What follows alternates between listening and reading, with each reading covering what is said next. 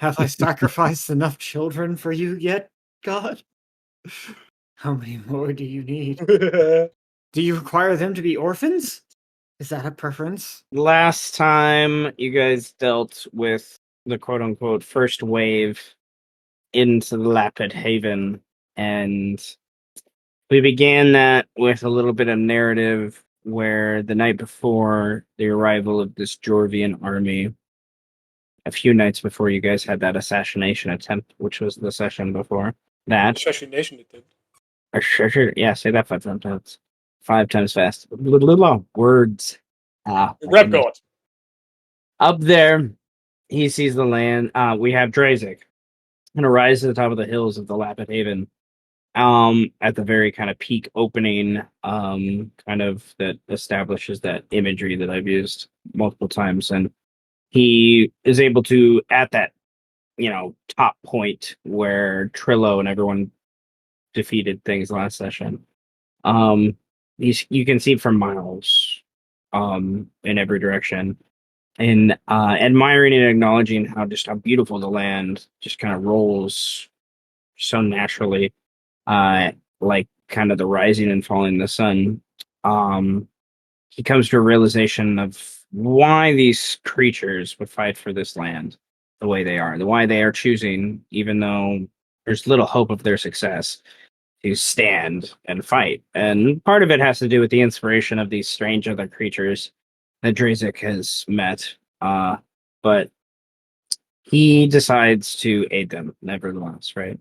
And he is able to meditate for a time in that evening, and he turns the grasslands into this odd illusion of swamp and fog that does confuse and slow the dwarves significantly upon their arrival the next morning. And but it also brings them an additional aid to help them kind of go through this fog and swamp. As well as your assassination attempt. So you don't know the snake's name yet, but you met the snake Jorvian who kind of joined them in the process, because it seems like the snake, as well as Jorvians in general, or maybe it's the pilots, you're not quite sure just yet, they're able to see past this illusion by what they were, just how they were directing their compatriots along the way. Seeing the arrival of this, all the Lapids have taken their positions. The party members at their different posts around the different holes to the back and top and forward.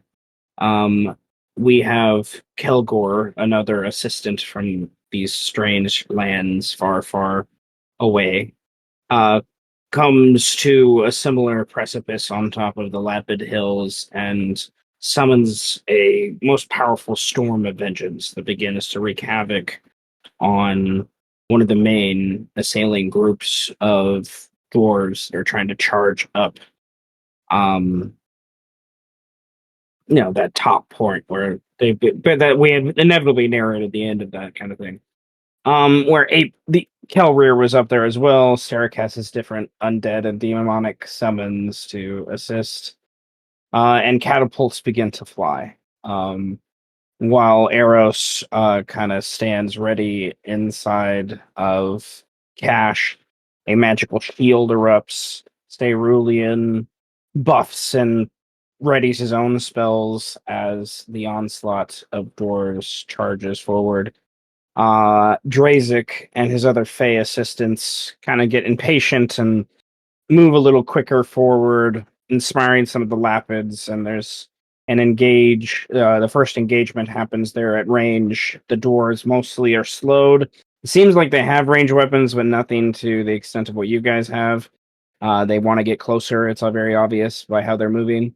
And you guys waylay them for a while until the Jaguar Kilme appears and destroys a catapult in just one direct, swift pounce. and then very quickly afterward becomes invisible and disperses, and kind of we're left in the middle of that with where we left up on that part of the map. Meanwhile, up above, the hawk becomes visible, and aboard it, like jumping from its wings on both sides and to the back mostly, a contingent of dwarves, like more than 30, 40 of them, kind of all just whoop, whoop, whoop, whoop, whoop, and like hover down, activate these weird kind of balloon contraptions that open up to allow them to land softly. Liam, Strike, Fraction, and their group of sharpshooters are the first to engage with those paratroopers. You guys coined them quite quickly. And they are able to thwart what was obviously an intent to send an assassin group inside a back entrance, so you guys were right to protect like all that entrance as well, basically. I was looking at what was going on that map that we're currently on with Liam. Like, if Liam and Strike weren't there with Fraction, those dwarves easily would have overrun with everything and stuff like that. So I don't know. It's kind of cool to see. Nevertheless, on the top ground, Kelgor's magical storm is just destroying one of the main kind of vanguard forces of the dwarves, trying to charge to get to the top largest opening, so they could probably attach ropes and pulley systems to just lower themselves down into the central parts of the city, kind of just completely circumventing the main gate. But Trillo, Des, Karen, Carl, the other Lapid warriors, with the assistance of some very well placed catapult fire, you guys pretty much destroy all of them. Sarek, however, sees the hawk, and the hawk Kiteba, his ape, Kelrear knows that name, and the hawk Kiteba, he's flying past to try to go to the main entrance to basically literally spear and shoot a hole up above it so that dwarves can obviously just hop down with ropes and other pulleys and take over that entrance very quickly and basically circumvent your front line in the process. Kiteba shoots down multiple times and is almost about to break free before Kelrear kind of rushes over, turned invisible by his pilot's Sarek magical power, and is able to basically teleport above it, land on top of him, buffer himself against piercing magic in the possible. So while the hawk is trying to shoot these giant javelin-like spears from out of its mouth, it just does nothing to Kelrear. And brings Kiteba down to the ground in a big crash. But is not really doing damage to Kiteba. They're like this obviously. There's some damage done to it, but like the way they can divert damage to crystals and things like that, like it was able to subvert lots of damage. So it's like, okay, how do I get to the pilot inside, basically, And there was a discussion that happened for a while, and eventually the 9th level spell Blade of Disaster came as an idea, and a weapon that kind of comes from the Nether Realms, and he's able to kind of cut in past almost what Kiteba is, because Kiteba is from this realm. He's not from the Nether Realms. It's from time and space, and ignores the barrier, cuts into the chest of Vanoa, the pilot, a gnome, and while she's torn in twain, she mumbles in her native tongue something that all of you seem to have like translated. You understood the meaning of. You're not quite sure why. Apologizes for failing her mother, and then Kelrear kind of stomps on top of Kiteba like a good ape does, and roars and pounds his chest in triumph. And that is kind of where we're picking up here, is the people on the different maps are hearing that in the background, and reacting in kind. The dwarves realizing they've lost a key part of their assault, and you guys gaining your first real noticeable victory and advantage. Like, yes, you've waylaid the dwarves, but to take out one of the Jorvians, you hear the Lapids all just ah, and Fraction dives forward towards these other dwarves. And when you're in Fraction's orange aura, you gain a few things that last until the end of your next turn, we'll say. If as long as you if you walk away from him, basically. So Dervasker has +10 movement, and they have a bonus action they can use now to move if they need. Nevertheless, Fraction is going to spin around as he comes in here, and he's gonna go for his multi-attack, and he's gonna go 1, 2, 3, 4, 5. Well, that's All right, and he Fraction strong. Fraction is strong. Fraction slaps. Fraction, he's gonna focus on the two that are slowed. He doesn't really care about the other ones for right now.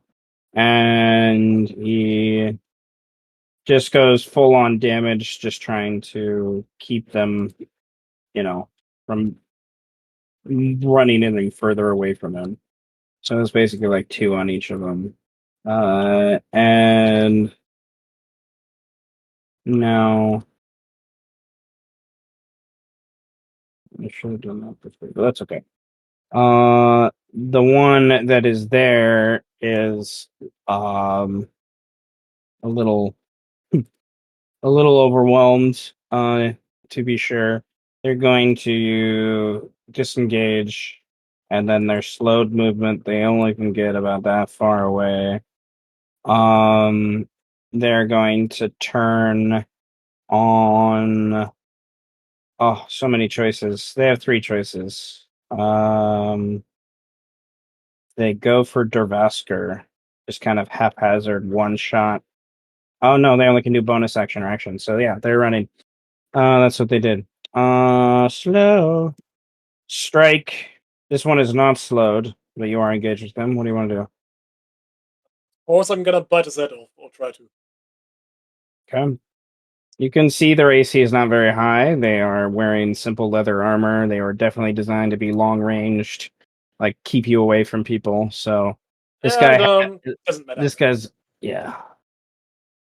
Nevertheless, my point is, with your bonus, you got to get a nat 1 to miss this guy. Oh. Because of your new magical bonus. Dig in right into his shoulder. He dodges, tries to get away at the last second. You just rip out into his collarbone. You hear a crunch. You broke his collarbone. He screams. What do you do? I'm gonna fucking slap him across the face. Woo! That's a lot of damage. Okay.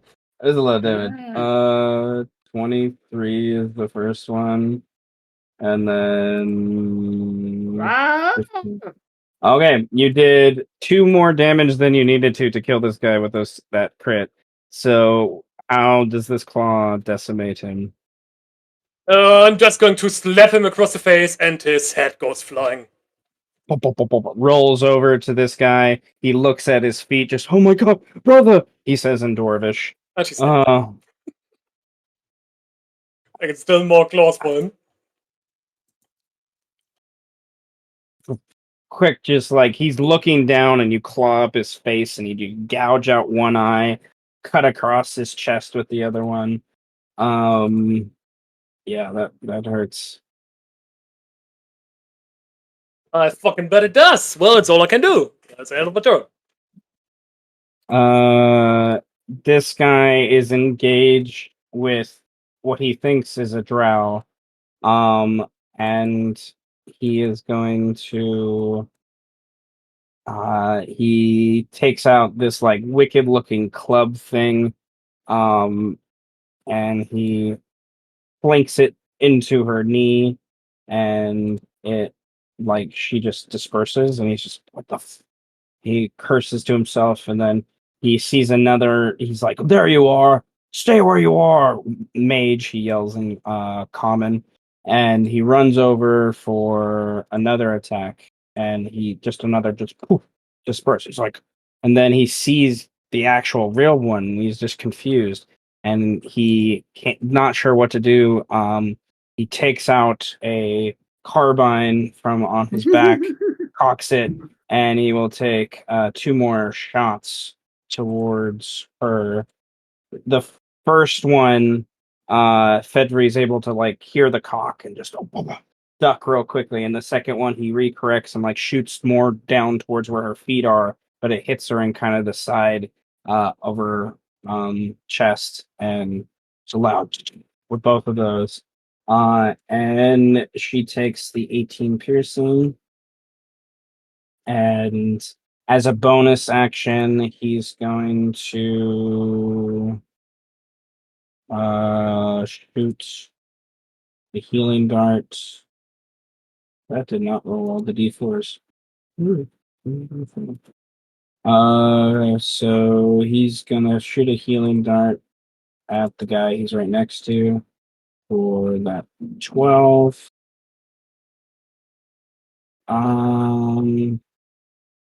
All right, Dervasker. You have a bonus action you can use to move half your movement because of fraction. You also have plus 10 to your movement when you are ready to move. But I don't know if Dervasker will, because Dervasker doesn't like dwarves very much. Probably partially responsible for Dervasker's death was a dwarf. Yeah, then they're just gonna yeah. You whisper to me, but that's okay. I don't know about it.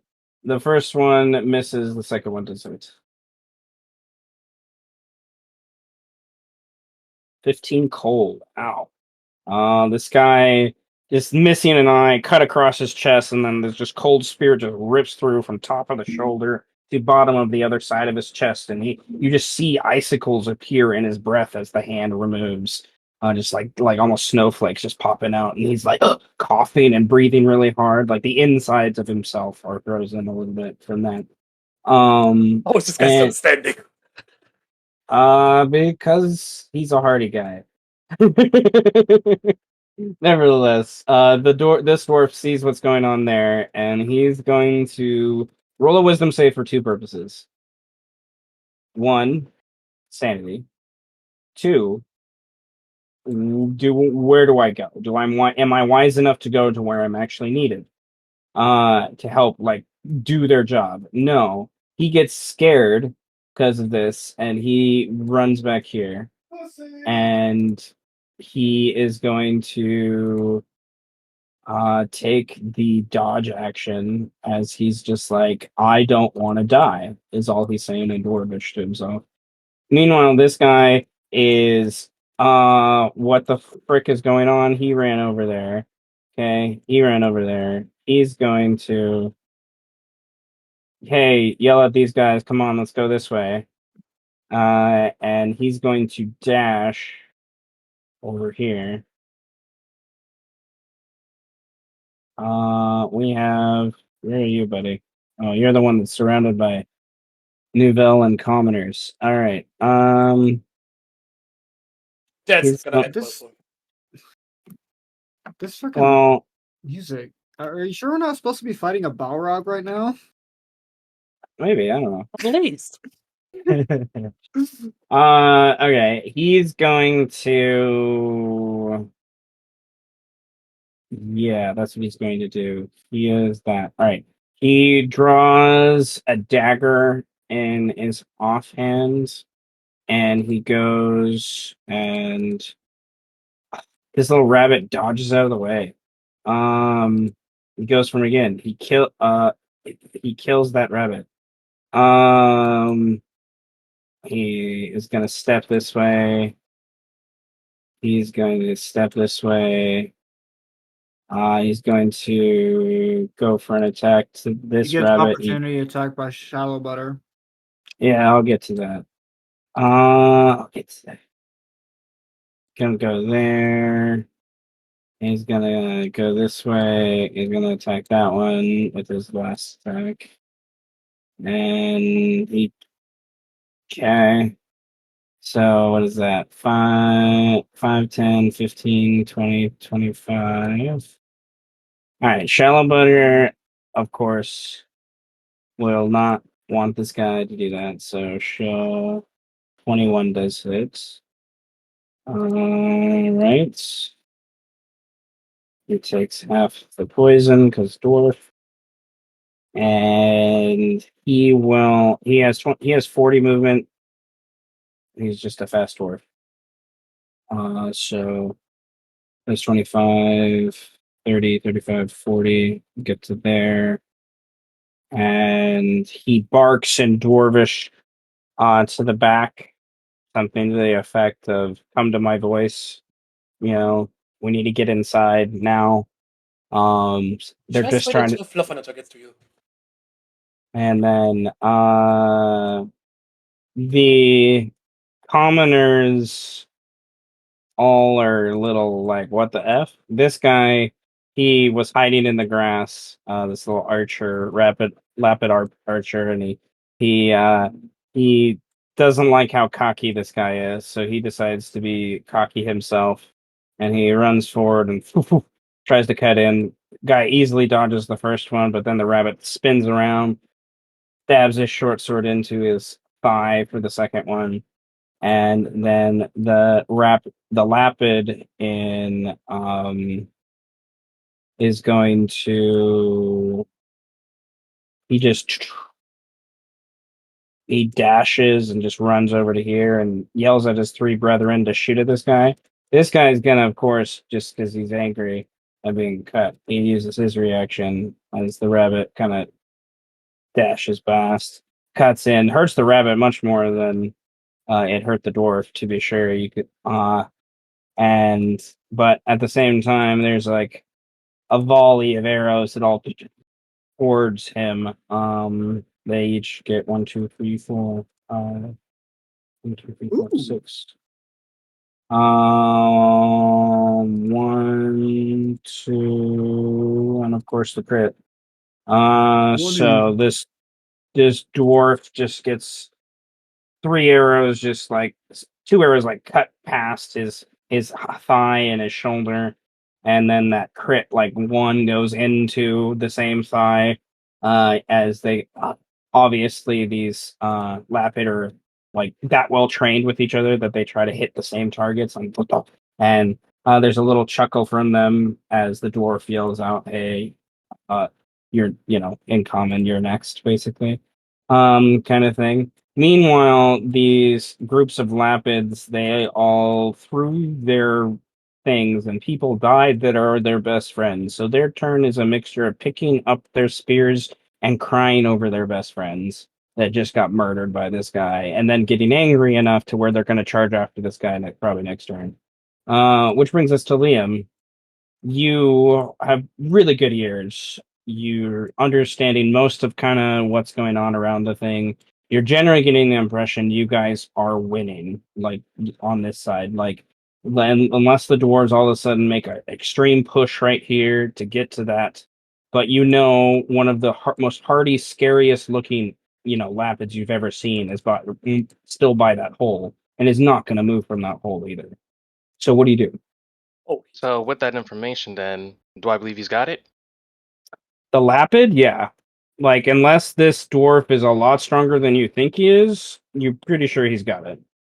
Well, And then I would like you look up above on the hill and you see Althea climb on a hill and start to pull things out of her component pouch as she looks at that dwarf. So They what got I'm they got this dwarf. What do you want to do? so I can Unless leave you want no. to unless you want to kill still, Well, I mean, it sounds like they got it, so I'm gonna leave that be. I Well, everyone's also a bit too far for me to do anything immediately effective. Roll a perception check to. I'll give you a free perception check to like gauge what's happening elsewhere, other than here. Elsewhere. Yeah, sure. Why not? What's going on elsewhere? The land of the Khajiit.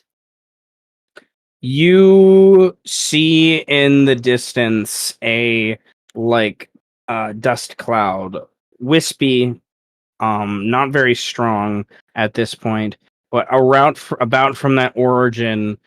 It's kind of hard to hear it with all the other yelling going on in your immediate vicinity. But in that distance, you hear Calreer's Godzilla, like not Godzilla, King Kong. Uh, King Kong just thing that he's doing after taking down Kaipa. And yeah, and that's like south of you, basically. You would additionally there's a bigger dust cloud and also some smoke. As you know, you don't hear from the further distance away, but the main where Eros is and most of the catapults are, they've obviously engaged with quite a few of them and unleashed the kegs. You know, at least 4 or 5 of the kegs have exploded. Okay, so general battle going on around. Sounds like South to me is going on a bit more successfully. Still got to be here. What do I want to do though? Well, shame. It's still too far. Okay. Well, since I'm gonna have to be exposed anyway, I guess might as well make myself prepared for exposure. We'll You're do gonna my action and do expose this. yourself. Then I love mirror image. It is like one of my favorite spells. just gonna move. I Do I want to do that? uh, Yeah, I it's more think of there's a prep, more or less. Let's just move. Uh, already this far. Uh, what's a distance? We'll just be, let me measure this out. So if I say that, how away am I? Far, far, very far. Okay, I guess I got it.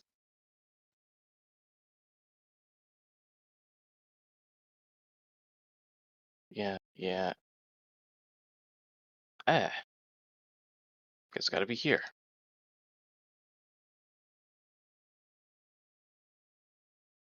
goodness, you're fast now. Like, Oh, yeah, uh, that's pretty much the turn. all right. There's a little mumbling from the closest dwarf to you about something. Probably the dwarven word for another drow or something. Assuming you look like your token right now. Um, and Nouvelle runs forward a little bit, like separates so she doesn't hit anyone that she doesn't want to hit. She takes out her new dwarven gun lance that she took off the bodies 2 days ago from your guys' assassination attempt. And assassination attempt. And she is going to load her gun lance with its little 3-bullet clip, and she goes on the guy who's yelling out. First 2, she shoots right in front of him, aiming a little bit too low, not used to the recoil. And the third one, she realigns and hits him right in the shoulder. He kind of dodges a little bit out of the way, kind of clips him more though. He's still trying, and he then looks over to where the spikes are and where the hole is. He's gonna try to run and dodge that way, get some cover for sure. The other Jorvian guy, is gonna follow the guy that yelled. That's all he's really able to do right now. He's a little shook and scared. They were expecting rabbits, and we had ghosts and drow and evil monsters and shit. Like these dwarves are a little. Well, some of them aren't really prepared. I think for this. This guy is going to. Yeah, he's going to bonus action disengage, and he's going to go here first. Then he turns and he sees Liam just there, and he's like, "What the hell?" Another one, kind of thing, and he's going to, yeah, he has. He's gonna decide who he's gonna like shoot at. Basically, he has 4 choices now. He chooses Liam.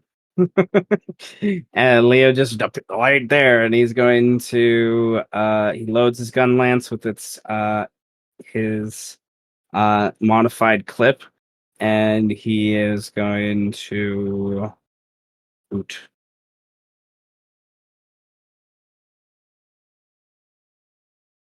I mean, technically, those are all hits. Technically.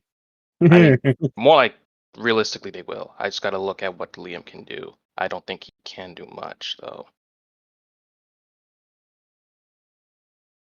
Let's see. Features, abilities.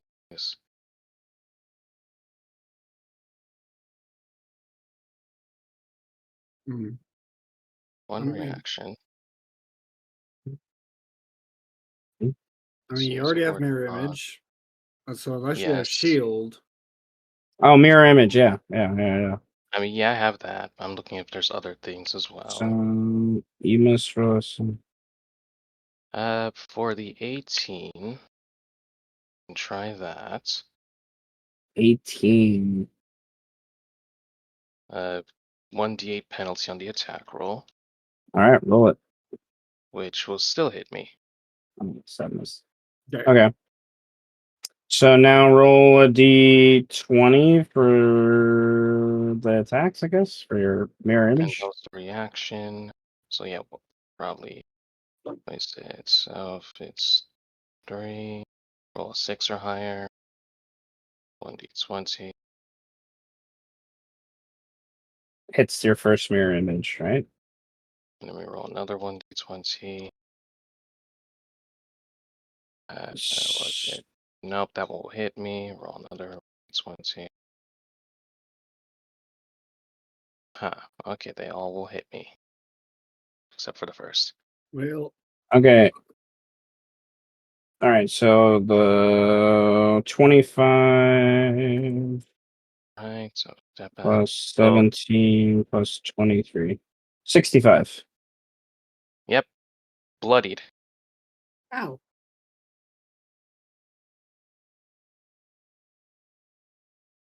Yeah. That is his turn. This guy follows his compatriots, runs a little bit past them to get a better view, yells, "Hey, I see him there. We're almost there." Doesn't see the others that are kind of hidden about. This guy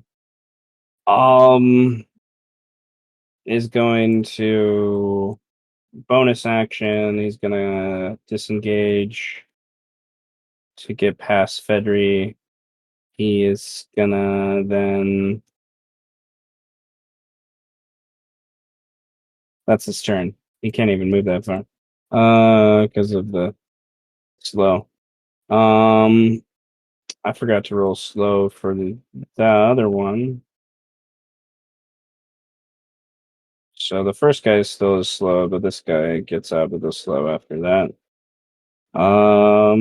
The last guy who slowed will attempt to do the same. He will disengage, go to there, try to get away from Fraction, but he is still slow. Fedri will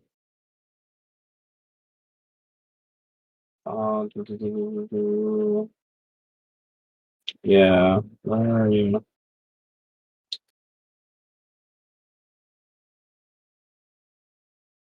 Fedry as a bonus action will summon another echo to get between her and this other guy charging at her.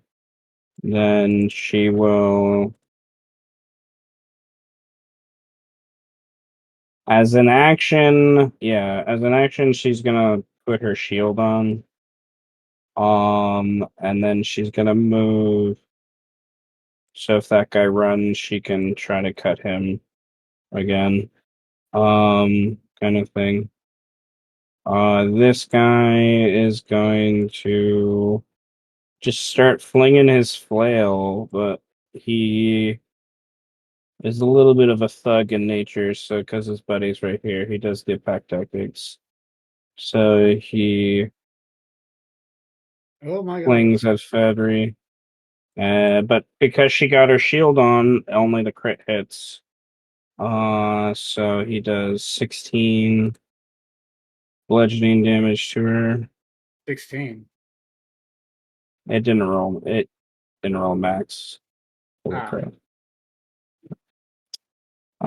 Althea is like angry at this whole situation. Like this is just something that she doesn't think should happen, and like these doors are just being stupid, and I don't know.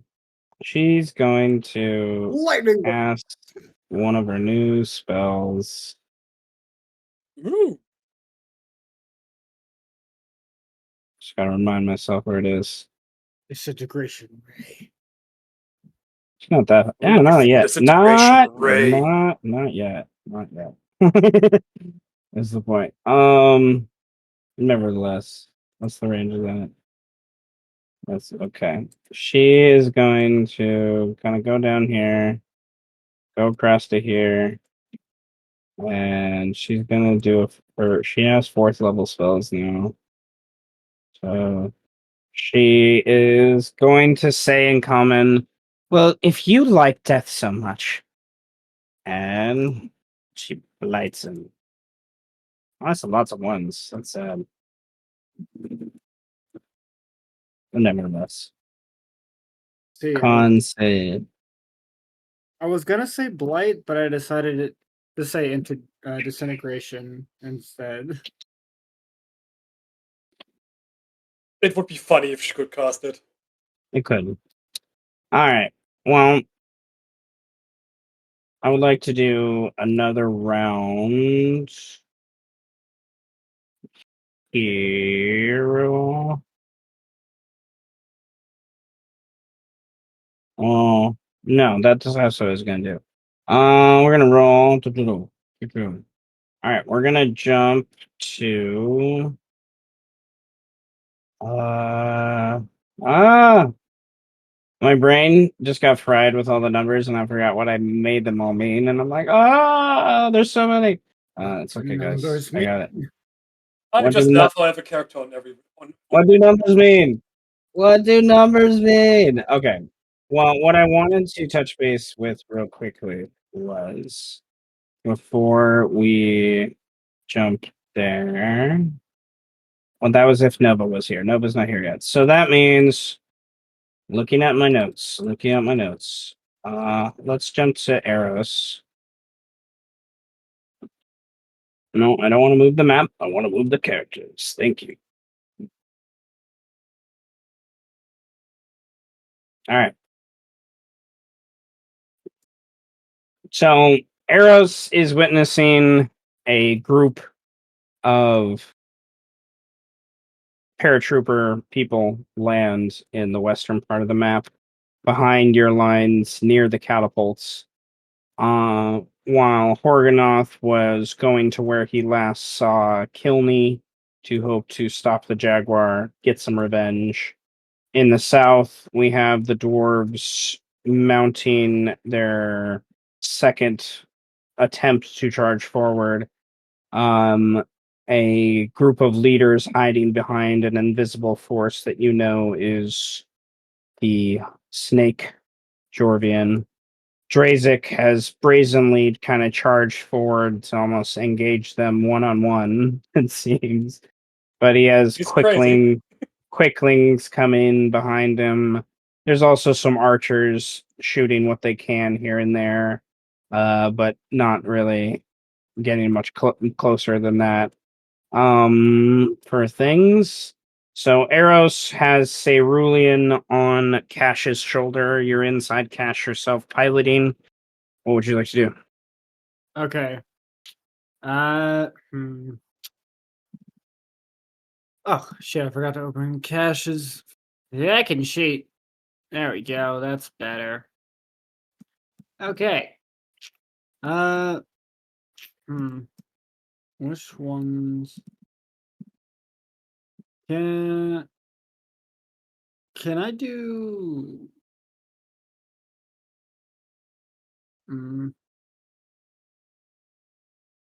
A wisdom, uh, some type of wisdom check or save to have a gauging on who would be better to fire at, the dwarves in the south or the paratroopers,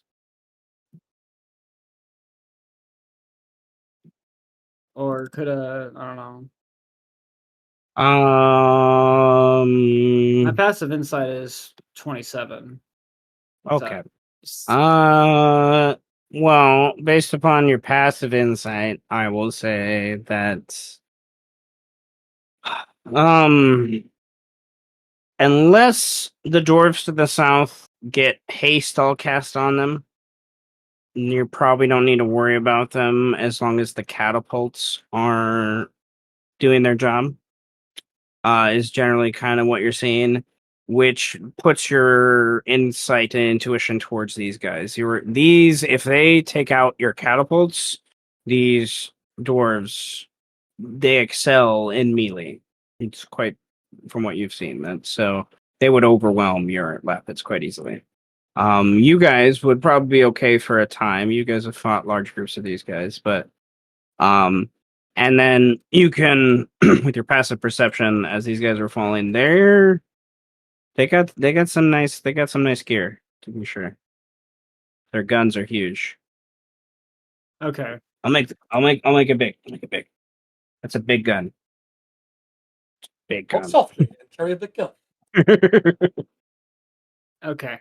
Eris is gonna free action telepathically say to Horde, hey, maybe, don't go hunting for the Jaguar right now. We should focus on those gun guys. I mean, if the Jaguar does show up, then sure, you can try and kill him. Oh, shit. Fine, I guess. Fucking pussy ass bitch running away, hiding in the damn darkness. That's my job, asshole. And on this group here, I am going to weapon crystal polybolos. Wow. Which group? This That group. character. Really? Oh, That that saddens me. So I'm going to spend an inspiration to reroll that. 'Cause okay. 18 feels better. 18 does feel better. 3, 6. Just trying to remember my own math. All right, 18 definitely hits the guy here. Maybe that. Oh, all right. So it does 19 piercing to the guy, we'll say in the center, and then the 3 other guys around him all need to roll dex save. 2, 3. 2 of them failed. One succeeds, which is still half damage. So, so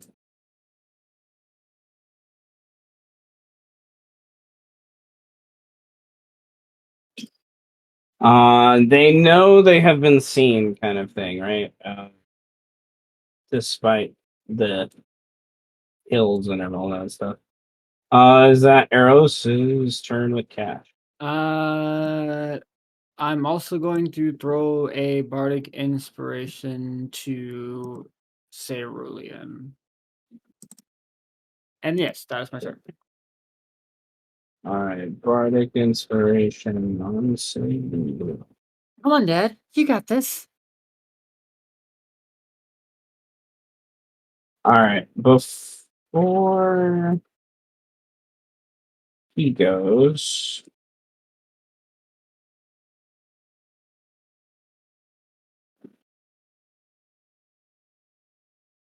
I need to open up things.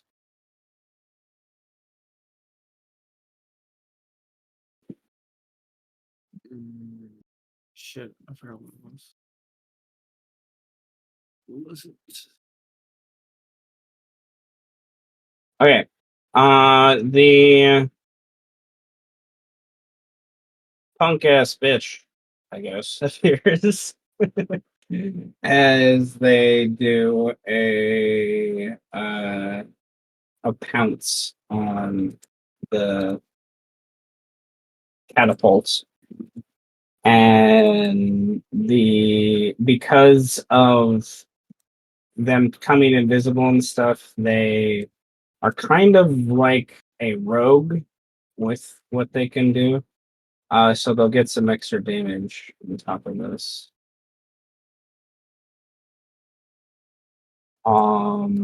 So the catapults is only, yep. Okay. So this jaguar panther thing just like appears like it's washed away like a waterfall almost, and then it's just there, and it bounce jumps on with its paws and then rips in with its big maw into the catapults and just rips it asunder. Um, and it is used some of its movement, not all of it. So to end its turn, it's going to move a little bit over here. And I think one commoner was going to try to hit him. Doesn't help, but one commoner tried. Clever is brave. Before Cerulean can do anything, a dish. Also, there is another thing that's going to happen. Drazik sees the dwarves to the south of him, the ones that been kind of get pelted, and they all kind of slide off something. You're not sure what it is, 'cause it's invisible. You can make guesses, I'm sure. But you don't see it, is the point I'm getting at. And it's going to, yeah,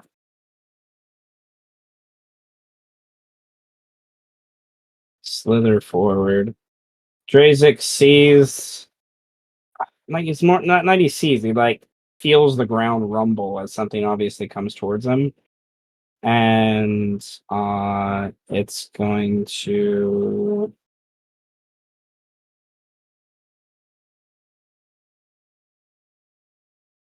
yeah. Uh, yeah, I think it's gonna grapple you. It has advantage because it's you can't see it. What it's gonna do. So I need Drazik to avoid a grapple.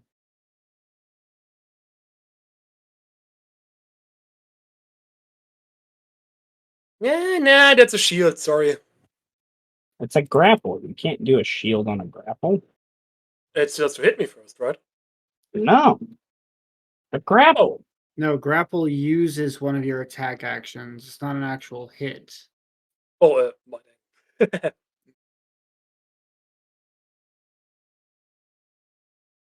No, but it will make it appear.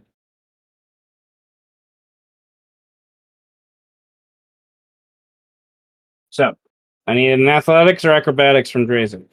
You want to roll or you want me to roll? Acrobatics is fine. All right, perfect. Then let me just do that.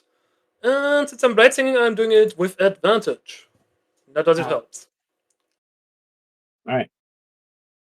You are grappled. So this thing has you in its mouth, so to speak. And You went to play, little snake? okay, then the snake is going to.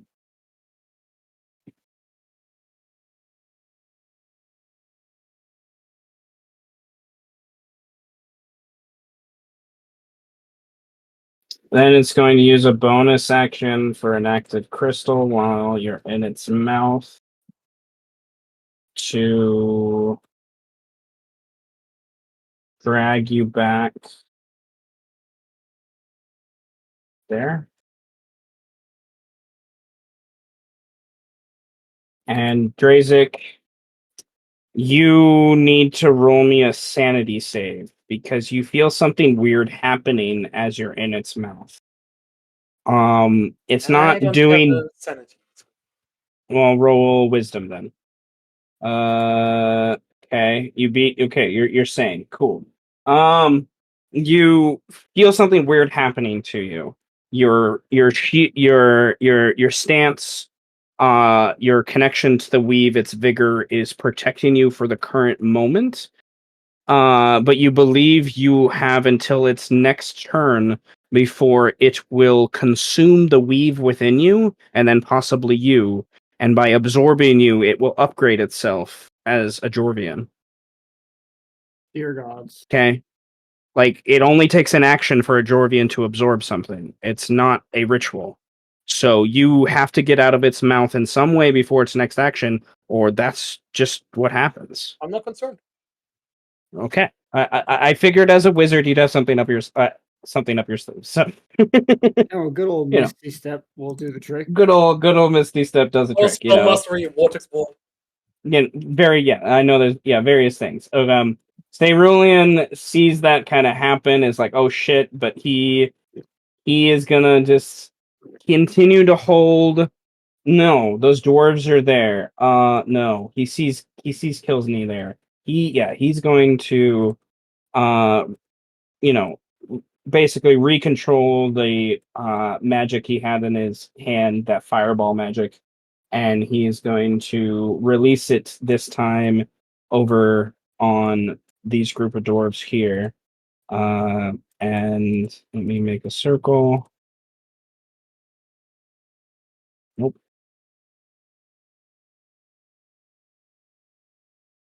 Down one more. All right, yeah.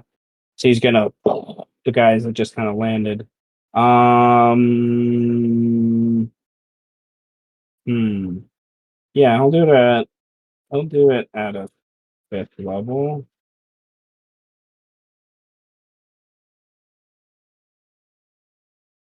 Okay. And we have four of these guys. One, two, three, four. Oh, wait, ungroup. One of those guys. Uh, Uh, Seth, those guys. uh, What? would it? Because I forgot I even had it for a second. Because it's not an action or bonus action, and the bird is well not in the sky. Can I reposition my rampart to face this direction? Yeah, that's fine. Okay, so it's in this direction then.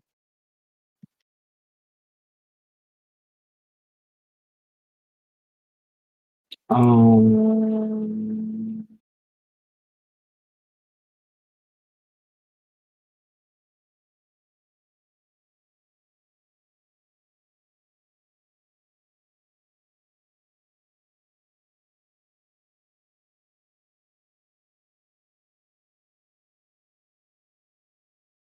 all right, they're able to resist that on the whole. That doesn't let them know that they've been seen.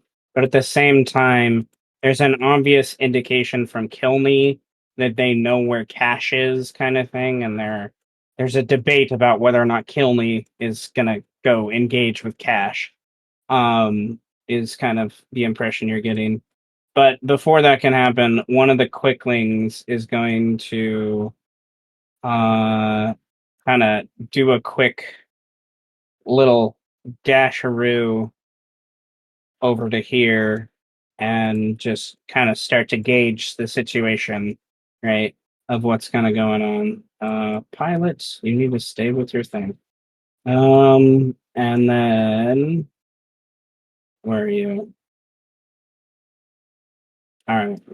So the various sharpshooters that have landed here are going to take their turn. And it's going to be a bloodbath. I'm not gonna deny. So I'm gonna start in the top with Kilney. Those that aren't sharpshooters are just kind of dashing to like take positions and things like that. It's quite obvious. Whereas the sharpshooters are all taking a shot and then moving. So we are going to have 1, 2, 3, 4. Ha! All right. 2 those crits save 2 lives. Crit misses, I should say, save 2 lives. It should backfire if they hit themselves. Okay. One morale The damage. first one, it's able to use its bonus action to dislodge the clog from the nat one. The second one, he kind of stops from there. So, but nevertheless, there's going to be 1, 2, 3, 4. 4 of them just like boom, boom, get taken out. And well, 3 of them, and then the other 2 guys will kind of dash forward behind them, right? These the groups that were down here that were kind of fired at by the polybolos, they're going to right, 1, 2, bonus action fix. They take out the first guy takes out 3 of the commoners, and then the rest of them, the other 3, kind of 1, 2, 3, 4, 5, 6, 7, 8. They go for the catapults, and I'm gonna do average damage for the ones that hit to make my life a little easier. And 1, 2, 3, 4, 5. Yeah.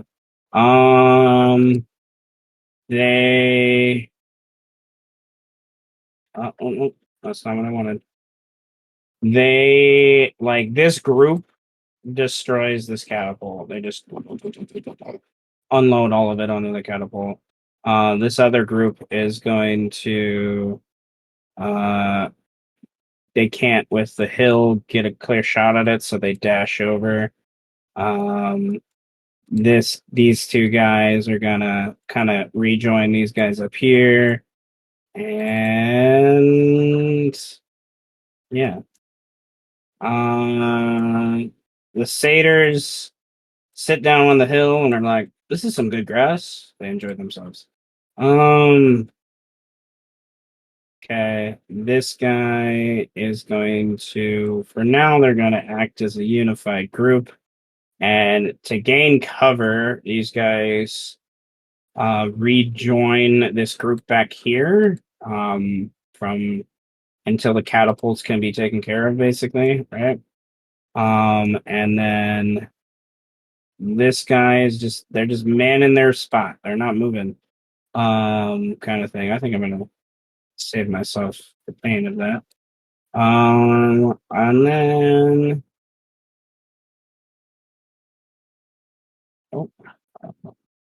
are you? You're one of those guys down there. So skip Horganoth. Okay. What are you? Mm, waiting. Organov, kill. Horganoth kill. Oh, okay. Question: because it's because it's all swampy. Um, I'm assuming the dwarves attack during the day, but is like the illusion making it dark? Yes, it's I like say a ghost before. I say the closer you are to the ground, therefore the illusion, the more dim light darkness you can play with that you think they see. So yeah. I Okay. did say it's like a ghost So before. like we'll say like if you're within 20 feet, it's dim light. If you're within 10 feet to the ground, you're like almost in darkness. And because they don't what they see is swamp, but it's not actually swamp. So that's like where my brain is. So So it's like you're like it to them you look like an alligator like swimming through the swamp. okay, so I could get advantage on attacking. I'd rather meet an alligator than Organov. I would say yes. Okay. Horg is going to bite the bullet and is going to then yeah, he's going to go for uh to this guy. He's just at range. A shot with silencer. Add technically advantage. Let me roll that again. Okay. We can take the first damage roll, but that's a 30 to hit. Who are you shooting again? This guy right here in the front. Okay. I was looking away for just a second. Oh yeah, yeah. With your bonus, you got to get a nat one to miss him. Woo! Okay. And then he's going to One shot takes off half his health. I'm gonna say you don't blow off one of his arms, but you shoot him hard enough into the shoulder that the arm is not usable. So, I'm gonna say this guy. I'll mark him with something like he technically can't use his gun now because it requires two arms. cool. And then going to move to here and use my bonus action to stealth. Okay.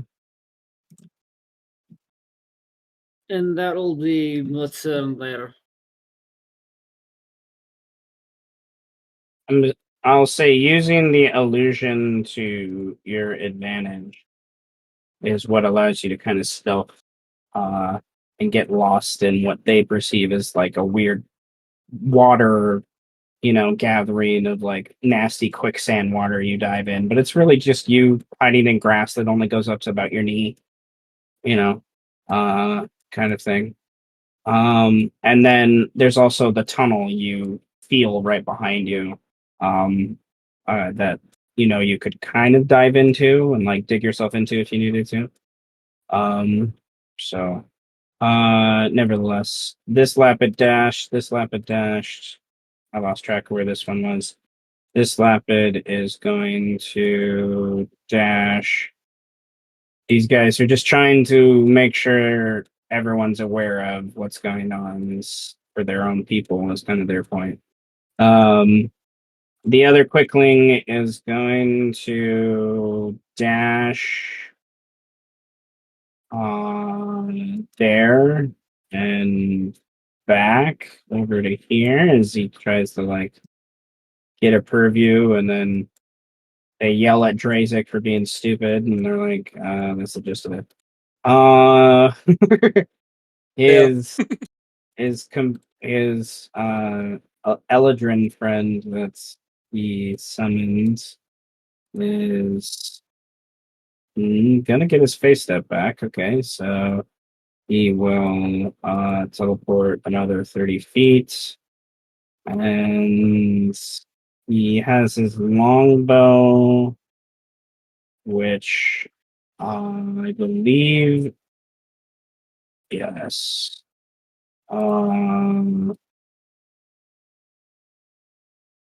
Yes, disadvantage.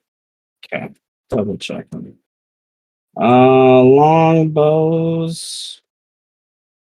He's gonna try to shoot the mouth of the snake.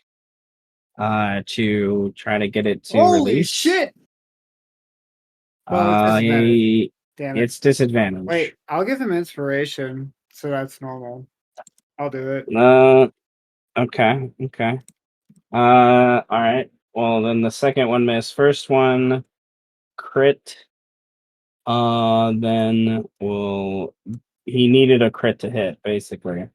For this thing. The sadness of this thing is you already may know from your own Jorvians, is Jorvians themselves are immune to psychic damage, but it does hit. And I will say it knocks Drazik out of its mouth. Drazik, unless you have an ability to fly immediately, you will fall and take 5 Yes, fall give me the damage. 5 fall damage. It's good. But if you would like, I will allow an acrobatics check to see if you land on your feet or if you land prone. Oh, alright, thank you. 24. You're on your feet. All right. I'll give him the elevator thumbs up. Thank you. All right. So the longbow itself did not do enough damage to actually hurt the creature, but it did, knock it out of its mouth. Damage reductions things. All right. The other archers are just like, we can't make that shot. They're just gonna ready in case things come in to kind of draw them down your little funnel you guys have made here, kind of thing. I already had some of these guys go, so I'm gonna delete some of the stuff. All right, Drazik, what do you want to do? Now, here's a big question. If I hit the Yes. Jorvian with a feeble mind, it would hit the pilot, right? If you hit it with a what? With a feeble mind. The pilot would roll. Yes, but if the pilot fails, would it even know how to pilot the Jorvian still? It would affect the pilot, yes, because Jorvians don't technically have a mind of their own. And they're linked together too. Yeah, So yeah. I guess my question was then, when it comes to things that target the pilot, when you can't see the pilot, if you can see the Jorvian, does it will affect the pilot if it's still something like that? If it's something that makes sense, like a feeble mind, I think that makes sense. Because the way Jorvians, the way they've been designed, as far as I best understand, like I didn't make this supplement, I'm just going to use it. But also the way I'm using them, like eventually there's nothing they can really do about a certain level of spell. Like eventually that's kind of the thing that like can get pat, like as we saw with Bladed Disaster. They're so specific and niche to what they do that like spells are almost, there's so many spells that just like, I can sidestep this. And it's also safe to assume that the pilot wouldn't even know how to pilot a Jorvian anymore, right?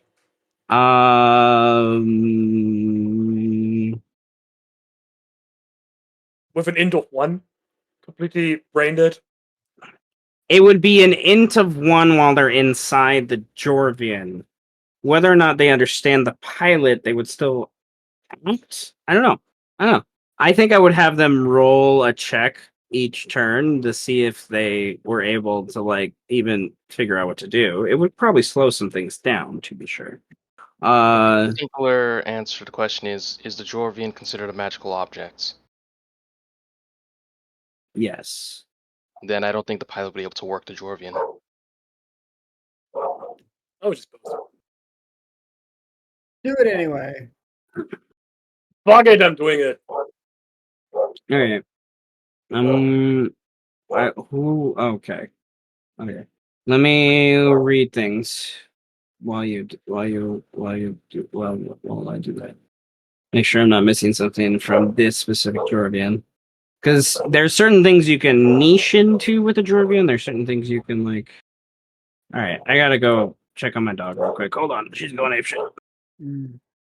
So basically, if you have a wizard who can cast mind blank on themselves and they can pilot a Jordan, they're pretty set on. Yeah, it wouldn't do shit, but it's probably not a wizard who can cast Mind Blank.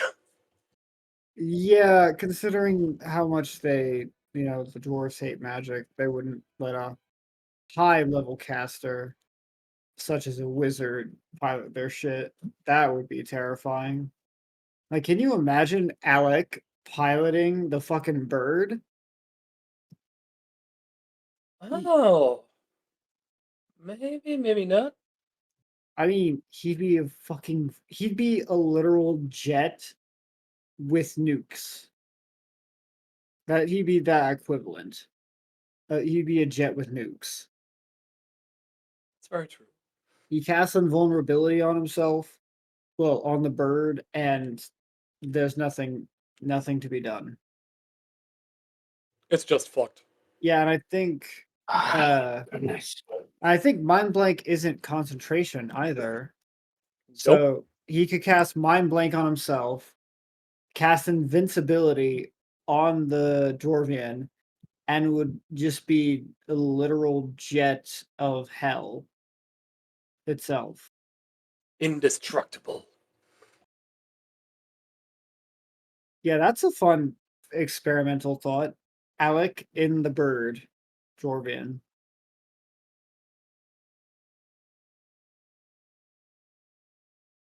Okay. Um, I might have to go back down there again, but I don't know. Despite the many, many times I've told my family that, before we let someone in the house that just randomly shows up to see us, maybe before we open the door, maybe we should like put the dog in the other room so they don't go crazy. They never listen. Yeah, it would be Oh, smart, yes. they never listen. So I'm just like, okay, I know my dog's not gonna do anything. I'm just gonna watch you guys deal with it because I've told you so many times. You just like before you open the door, say, "Hey, give me a minute. I'm gonna put my dog away." I don't know. Uh, We in Germany we've got a saying: if you don't want to listen, you gotta feel. I love it. I love it. I feel like that would sound better in German. Uh, Wer nicht hören will, muss okay. fühlen. Yep, much better. Okay. I'm thinking of a different Jorvian. I think that has the ability that I'm thinking of. Uh, for this. So let me look at the pilot themselves to see what they have. If they have anything to directly apply. Can't activate magic items. True. So it's just fucking stuck in there. And it can't move. That's awesome. Okay,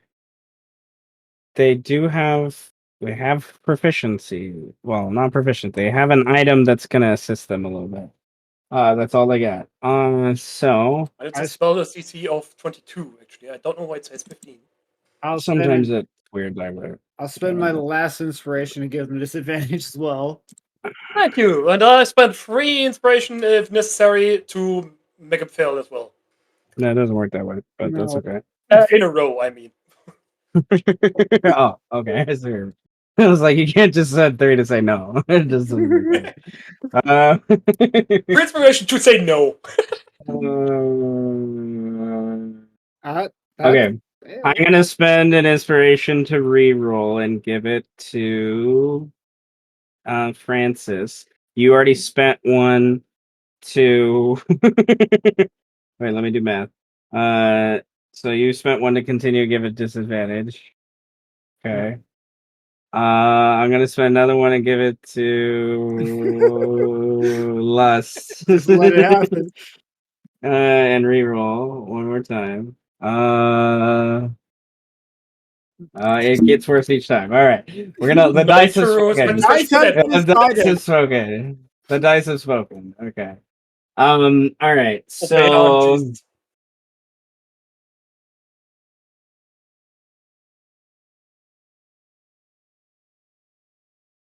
All right. All right. All right. All right. Fucking feeble minds. So okay, Understand then pick that spell. Alright. Well, it does take an action to do that. So Voice that's his control. turn. I did cast Sunburst last game, right? Yeah, you did. It's gonna be a 9th level slot, so that's why I'm asking. Okay. Um.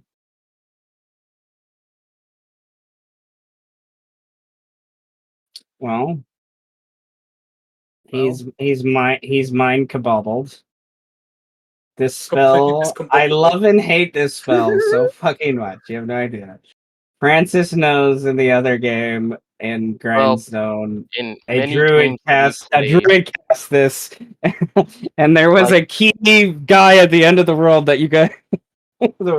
It's one of those spells that's usually just best on NPCs, but sometimes Alright. it just works out. Well, two things happened when this happens. One, the snake stops moving. You don't know what else happened other than that inside the snake, so to speak. But two, Drazik, and then Francis, what were you going to say? well, I was just going to talk about times when we've seen the spell land. It's probably the only second time I've seen it land. Other times it's been legendary resisted, but nothing really contributory. Yeah.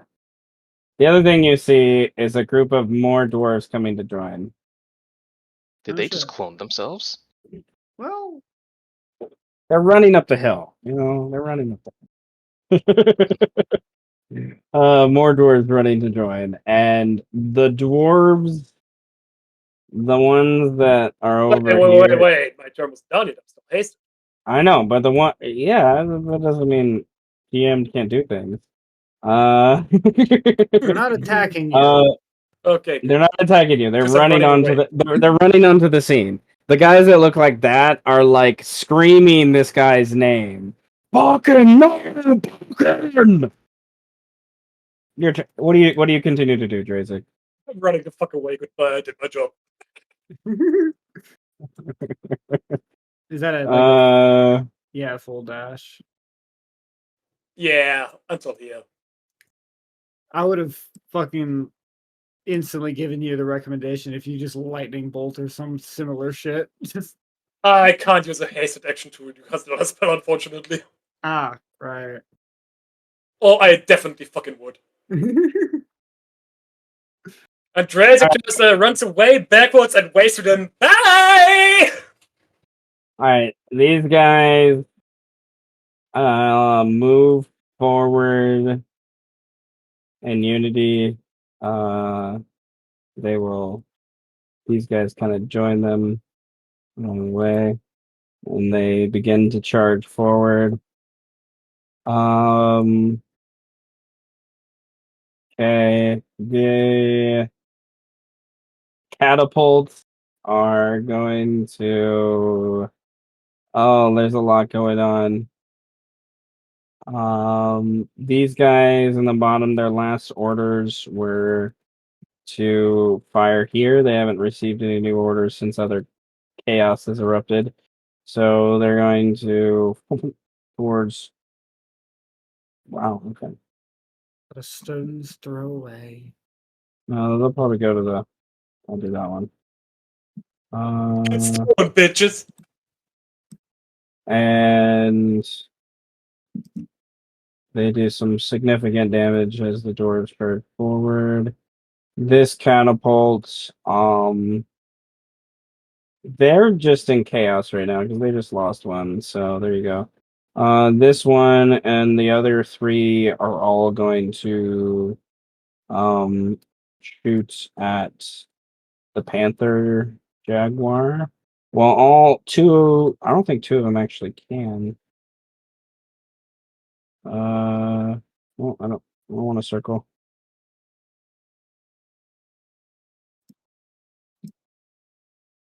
Line. All right. Yeah, we're too close. One of them can shoot. The other two are going to. Well, they don't have enough people, and neither do them. So those two catapults are not going to do anything right now, anyways. So one towards kill me. There you go. You're All right. These guys, he starts rounding up orders, saying, for people to basically retreat. Come to the central thing. We'll kind of go south and get out of here, basically, kind of thing. Um, there's not enough of them, right, to kind of man those things. So the few that are able to start to kind of run away, these guys kind of join in with him. These guys are like, no, we're gonna stay here and fight, kind of stupid stuff, right? It might work in their favor. You never know. Those guys reload. These guys start to organize themselves. The guys to the west, a little bit. Delete. I already had you guys join them. Join them. All right. All right. All right. Well, I was hoping Nova would be here by this point, so we could do that. But nevertheless, um, that makes it slightly easier to the top group, since it's only Nova and Trillo up there and not here. That's something I can maybe solve a little bit more, so we can probably spend a little bit more time with who we have here. So let's go back to the back entrance with Liam and Fraction and Strike, Dervosker, Althea, Fedrina, Nouvelle, various Lapids all about. Fraction is going to yeah, he's gonna go towards the guy who slowed. Strike and Dervasker get his aura activated for this turn until the start of their next turn, that is. So your speed's increased. You have a bonus action to do a little half dash. He's going to 5 more. 1, 2, 3, 4, 5. And it's gonna hurt. Warp that hoe. All right. All right. So that's 18. It's 9 plus. Why do my crits keep rolling? Yeah, it's 16 radiant and 4 slash. Or like, Yeah, that's 4. yeah, 4. All right. His second to last attack takes that guy out. And so Fraction, you move 10. We'll go 25 more over here. His reach. He's got this guy in reach. That last attack was a third. Yep, it hits that last one. And gets rid of that guy's temp HP, basically. That was there. Fraction is going to use a bonus action to try to grapple that guy. Kind of flings him around. That guy has no possibility of getting that, so he's grappled by Fraction. Fraction is going to stop concentrating on slow by that point, as he doesn't believe it's really necessarily needed, I think, anymore. Strike! What do you do? Let's see. Shadow Bat is down there, so it should be fine. So let me just go towards that fucker over there and rip his head off. Right?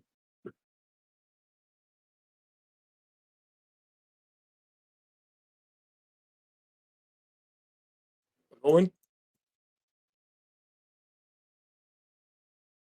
Alright. So, bite. For these, Ow. He takes it. not for long. Boom. Right. You have him bit around one of his wrists. He flings you off, and then you claw into his chest. He takes it. He's a hardy dwarf. Let's see him take this. uh, Plus 17 is so nasty. it is. All right. He is getting onslaught by this, shoved against this hill in the process with claws and tentacles around him. He is still alive, but he is quite wounded. Is that your turn? Yeah, let's see if he takes that one. Thankfully, I was reckless.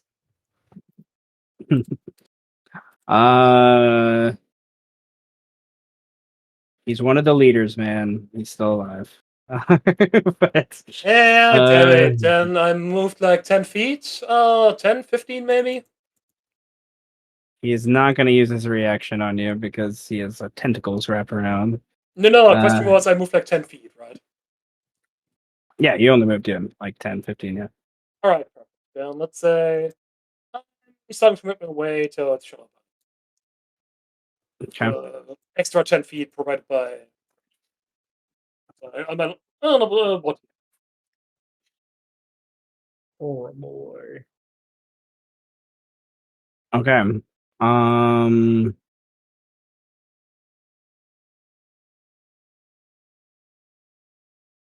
I forgot about that. That's okay.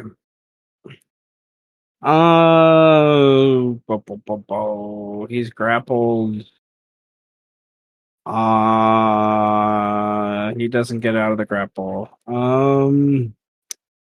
Travasker is gonna do what? He's going to slap the shit out of this wolf right here.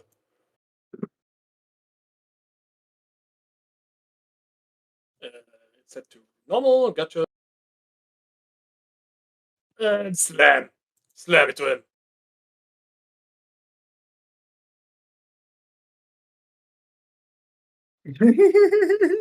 Okay. When you slam into them, another dwarf runs away. I was like, "Fuck this." Okay. And they're like, "Okay, we're not winning." This guy is extreme pain, but he's still alive.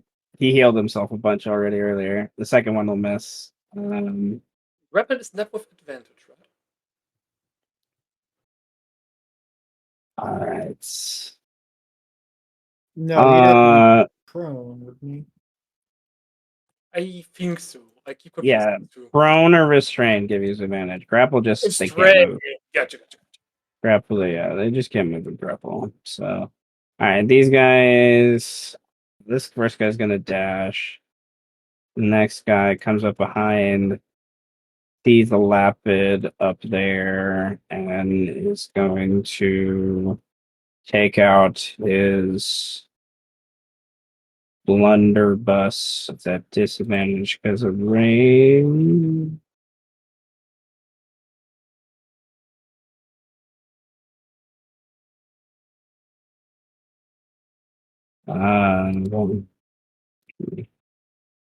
One, and first two will hits.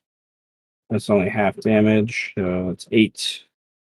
Um, this guy is going to Half damage? Did he hit me?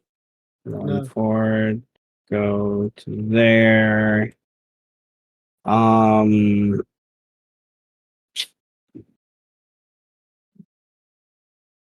yeah, he's gonna dive down the hole. So when they got this, Well, then no one told you they got this.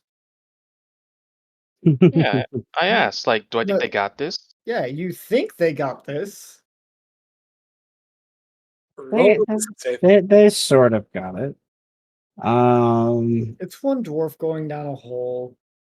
One dwarf murder. Diggy, diggy. This guy's gonna run forward to that guy, and he's going to suck at life, apparently. Oh, but that was the rest of those guys too.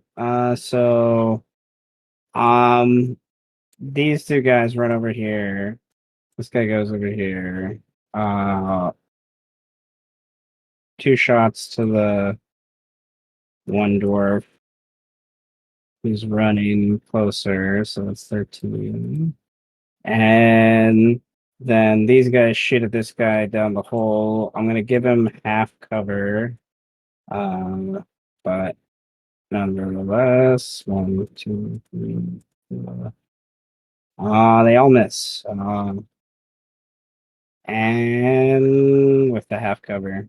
All right, and then these guys, you have the group of commoners mourn the loss of their friends, grab their spears, and they're going to do a mighty charge over to these guys. It's 45. Gonna dash as a bonus action. Gonna dash as a bonus action. Gonna dash as a bonus action. Gonna dash as a bonus I'm action. not fucking around. And what is that? 1, 2, 3, 4, 5, 6, 7 spear attacks come in. So 3 on the top. 1, 2, 3. Goodness gracious, boys. 1 hits. Nice. And then 3, 4 on the bottom. 1, 2, 3, 4. Ooh. They're trying, guys. 1 hits. They got them surrounded. All right, that is them. Liam, what do you want to do? You were just shot many times by this guy in front of you. He's attempting to reload his clip. Yep. This was a mistake. Boop boop boop boop boop boop boop. Zippity zoopity. So this is movement and bonus action. And we'll use the action to hide. And that'll be the turn. All right. Nouvelle is seeing that development. Have her get there, and then I'm going to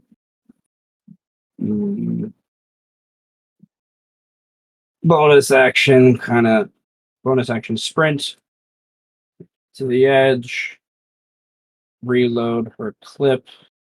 Guy still has half cover. 1, 2. Goodness gracious, girl. The second one, she's not proficient in Tinker Tool, so it jams on the second one. And there you go. This They're group trying. cannot use guns. Apparently. We learned that melee weapons are better. Why is she even trying? All right. The dwarf over here, he doesn't have any friends close enough for that, but he takes out a flail. He hits that commoner, and that commoner's head just gets clean crushed in the process. Then falls to the ground. He will then take out his blunderbuss and go for 1. Hit the commoner there. 2 for the other guy in range. Hit another commoner. Just, they're gone. Not much left of them after that. If you've ever heard rabbits squeal, it's not a very nice noise, guys. I feel like death It's not. sounds aren't normally nice noises. Yeah, except when it's but I Ari. know. Yeah, but rabbit squeals are especially. I heard them when I was younger. It traumatized me for many years. I'm just gonna say it's a very interesting noise. All right. Nevertheless, it's their turn. All right. One of the sharpshooter here reloads his clip, looks up, and Liam's just gone.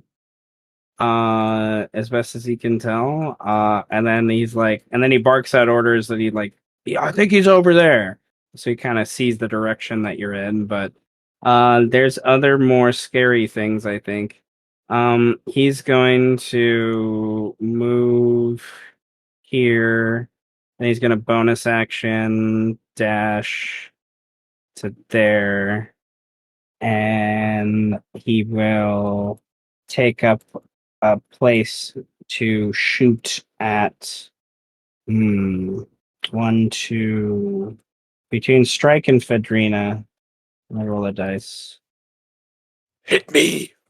Where's the dice for the okay, never mind. 24. Strike. So 1, 2, 3, 4. Uses his All bonus. with He doesn't have advantage. a bonus action, so it only the All first with two. advantage. Oh, that's right. I'll reroll. Thank you, sir. So 30, 27, 20, and 29. They all hit. 1, 2, 3, 4. So, 6, 27. 7, 7, and 10. 61. So halves 30. 30. Yeah. Okay. Then this guy, he's surrounded. He doesn't have friends. He slings out his flail. He's gonna go for the two guys. To the one, miss. Go to that guy again, miss. Go to that guy third time, crush his skull in. And these Lapids are brave. Like any of them that survive this whole shit, they're like all the automatically going to be like level 6 adventurers, guys. What Uh, the fuck? At least. no, like level up. Uh, ding, ding, ding. All right. This guy has a Fedry on his ass. He's going to disengage as a bonus action. He's gonna move back in between these hills, away from Fedry. He's gonna get Fedry's gonna get half cover as he attempts to shoot her because he doesn't want to shoot his friend. So You mean 1, 2, 3, 4. Uh, Fedry with half cover. With half cover, the crit and the 28 hit. So I'll roll the 28 first. Ooh, it's a lot of damage. And then the crit.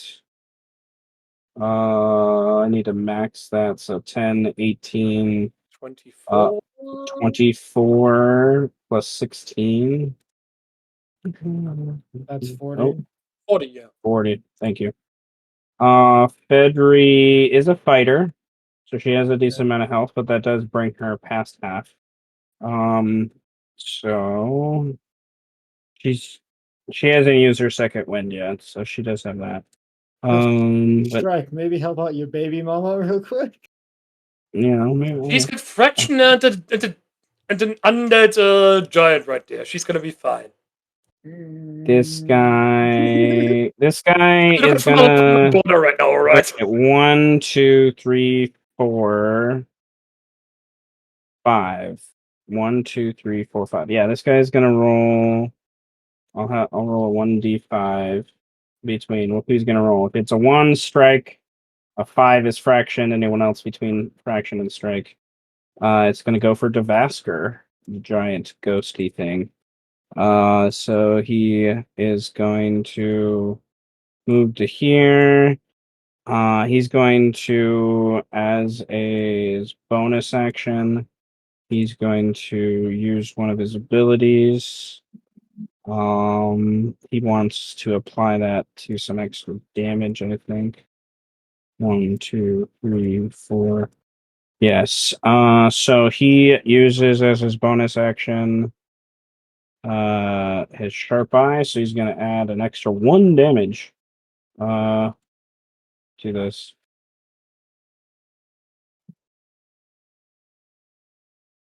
You guys seen why I took away dex from guns now? And I'm just saying. Then you re-added it. Yeah, re-added it. 25, 21, 17 plus 1. 85 piercing damage Holy to shit, the he's almost dead. Vasker. Yeah, he takes it. Because he's not technically a ghost, he's an elemental. So 85. Yeah, Dervasker's looking extra wispy, to be sure. Maybe you have a point. I should hold back. Head back. She'll put us down there. She's got this. Fedri is going to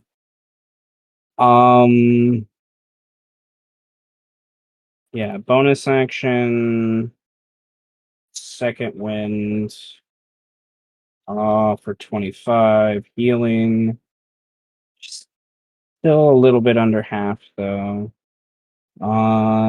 Action, she's going to first attack on the guy in front of her. 16 still stands. She stabs the second one into his throat and just rips it out real quickly. And he falls to the ground. She has how many attacks? Echo attack doesn't count as 4. a bonus action, right? Well, she already used her bonus. Well, yeah, that's just part of her attack action. So she's going to run forward to this guy and 2 more attacks to him. Both of those hit. And then she's going to unleash her incarnation to have it do 1 attack on that guy. As part of that attack action. And 18. All right, that guy is officially hurting. With that, Althea jumps closer down, sees the guy. He is within another blight, so she's going to cast another blight for her second, 4th level. There And we rolls go. really well on the damage. On save for him. Passes it nonetheless, but that's okay. 38 divided by 2 takes 19. 19. He coughs and spits out some blood. He's really hurt. She yells out, but he still is moving down there. Althea yells at the other Lapids, "Forget them! Get him!" And we were going to Did this guy get his turn? which guy? This guy right next to Shadow Butter, who's posted up. Oh, I forgot about him.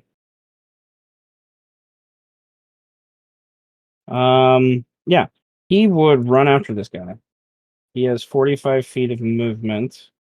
He easily catches up to this guy because he's a fucking lapid. They're fucking fast. He will use his bonus action to activate a fighting spirit. Oh, it's a To samurai. That's give, awesome. Shit. to give him advantage on his 3 attacks. He's gonna go in for 2 hand. Cuts in this guy. Easy. And I love him. gets in front of him, and basically after those 3 attacks hit him, the dwarf's still coughing up blood. The dwarf knows he's going to lose this fight. The dwarf just readies himself, and the the like Lapid cocks his head a little bit, like, okay, you are gonna stand, all right. And then he takes his katana and draws a line and basically says, "You cross this line, I'll kill you," giving him one more chance. And we'll see what the dwarf does. They're the King's Guard. I love them. He's one of the personal guards to Queen Thistle. So, nevertheless, Eros, you there's chaos going on over there with the catapults. What do you want to do? Okay. Eros is going to say to Cerulean, Dad, I'd recommend that you get off now. And He'll use his reaction to slide off. And then yeah, should be able to easily. Oops. Let me just grab both.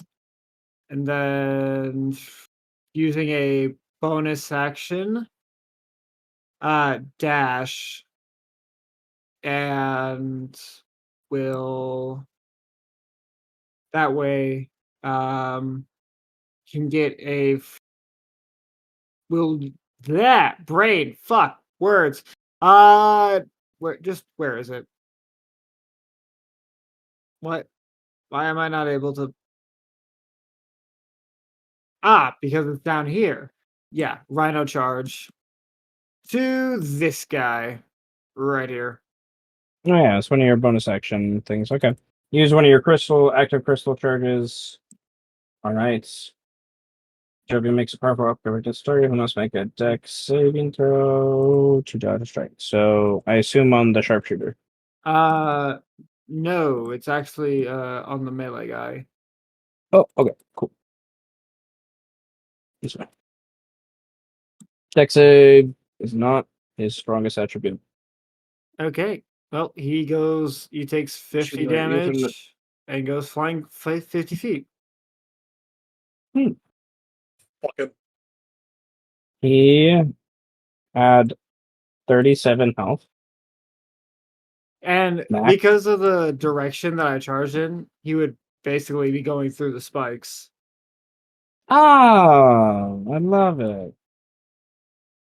Yeah, you have a dwarf pitched on the spikes. To be sure. Okay. As a warning. And the Dwarvian's head just cocks down to the sharpshooter. And that will be my turn. Okay. Rhino charges a bonus action. Then my main action will be to dash. Okay. Got you. All right. Hmm. Hmm. Hmm.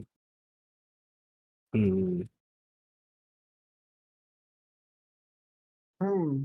How the turns have tabled. The turns have tabled indeed. The pilot passes his sanity save. He's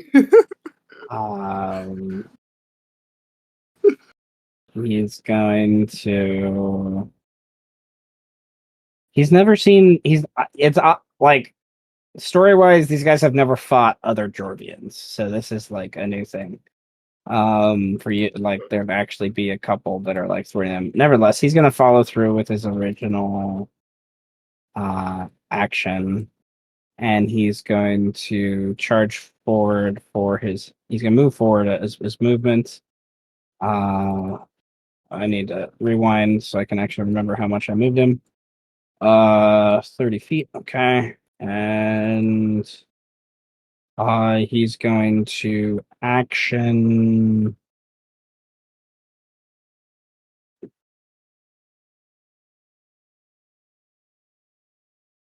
Yeah, he's gonna action do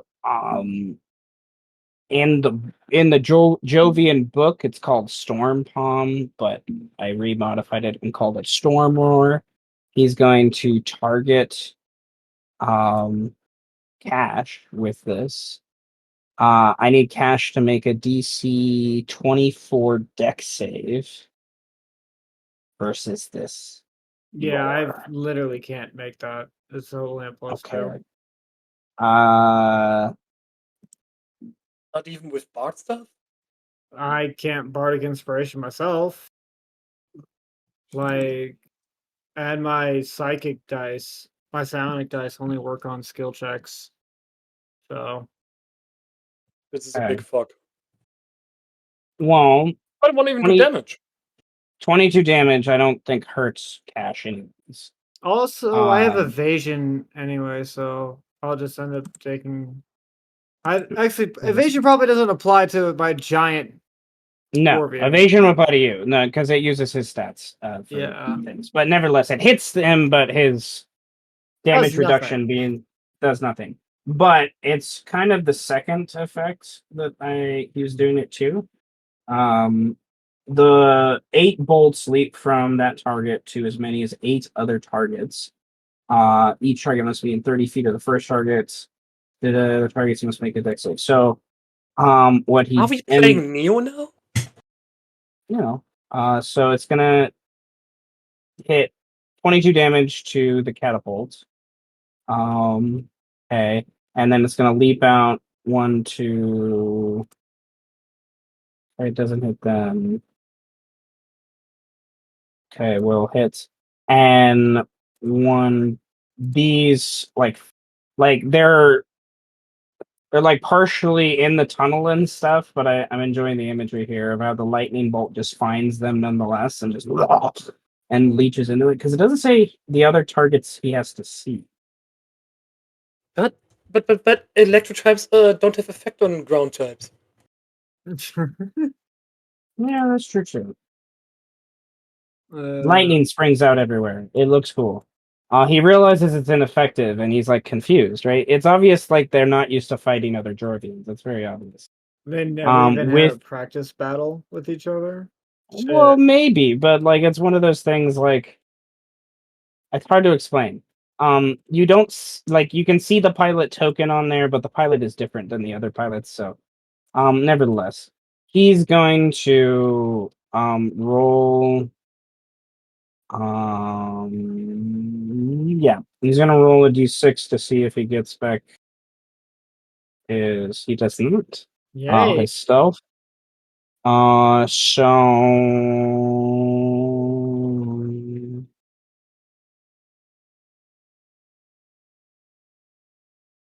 okay, then it will use a different bonus action, active crystal thing, and it will do a aggressive retreat. So it will attack the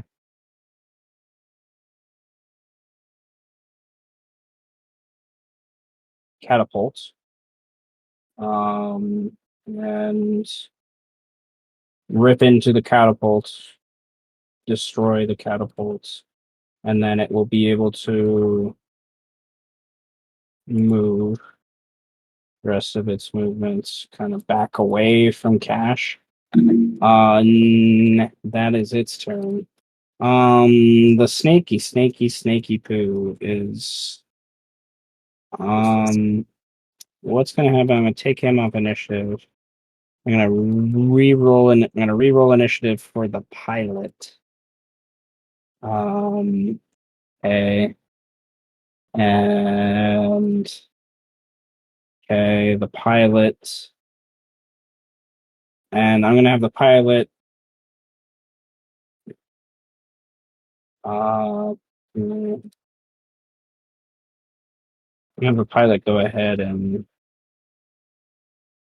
take their turn Question is, can the there. pilot get out? I'd imagine to get out, he would still have to operate a magic item. Um I mean, it depends on the Dwarvian, because for Cash, it's just a hole that Arrows climbs out of. yeah. That's fair. That's fair.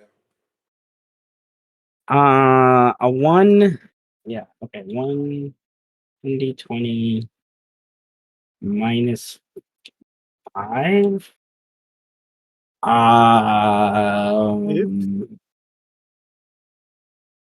Yep. He is still like not stunned like the condition. He's just like mentally like he doesn't like he's not moving. Or like a fly missing the wide open window, I'd imagine. Yeah.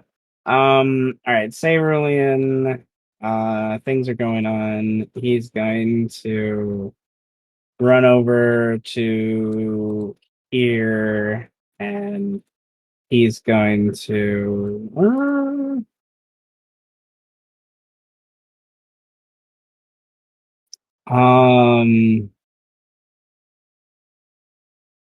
yeah. No, he's gonna throw another fireball over there at those 4. He'll use he'll use a 4th level slot for this one. Why not? Go 25.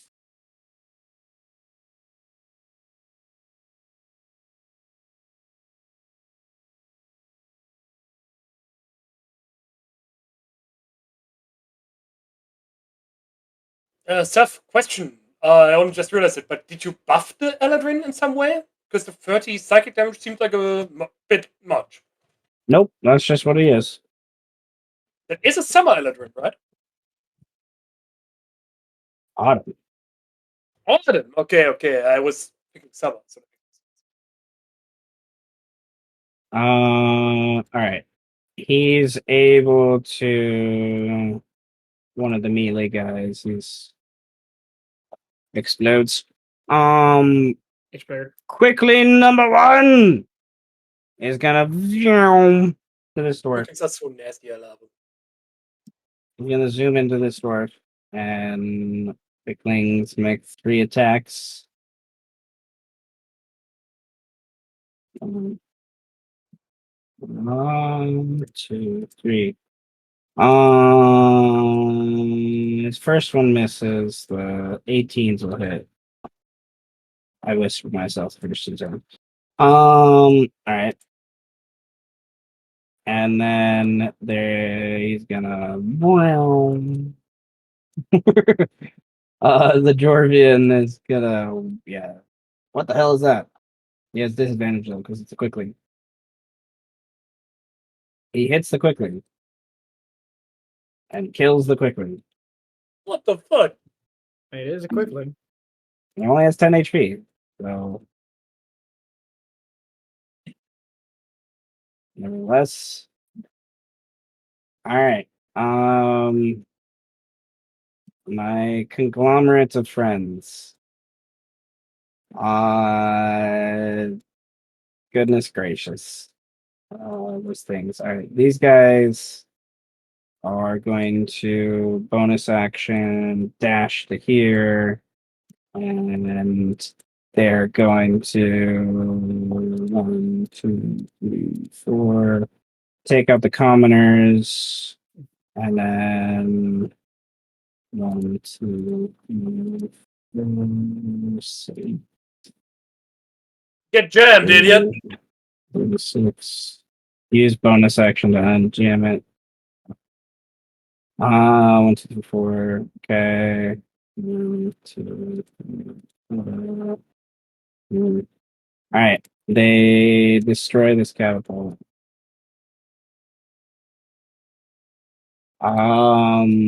Kill those commoners and the scout that's there as well. And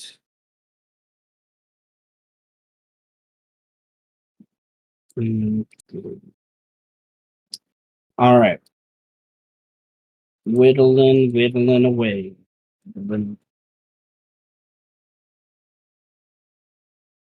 All right. I'm gonna say one of them. Extra dash. These 4 are going to Mm, 15, 75. They're gonna triple dash to get to the catapults. Get closer to the catapults, away from whatever was attacking them. These guys, yeah, the rest of them are going to just spend their 1, 2, 3. There's you. There's you. Okay, this guy, they got a cache near them, so they're gonna kind of move away from cache on the whole. And yeah, I think they're gonna double dash like You're away gonna from you. run away. Hey, they're gonna run away. You just no. It's happening. All right. I think that's all of the door. Oh, there's this guy here. He's engaged with you. Yes. He'll bonus action disengage, but he's only gonna get to there because he's a slow dwarf. And he's on the other side of the hill. I think that's all those dwarves. The satyrs are eating grass. What they're doing. Those guys are absorbed in that other group for right now, so I'm just gonna leave that there. Orgonath, what are you doing? Hmm.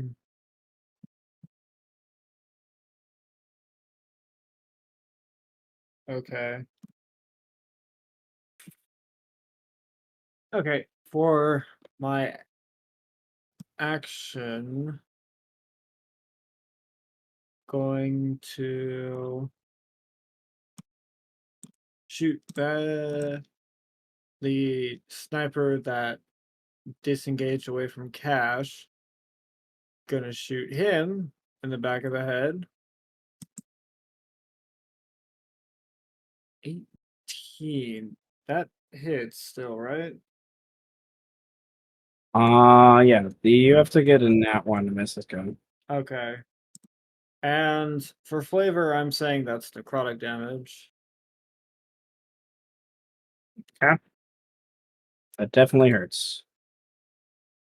And then, yeah, then he's going to move up behind him and is going to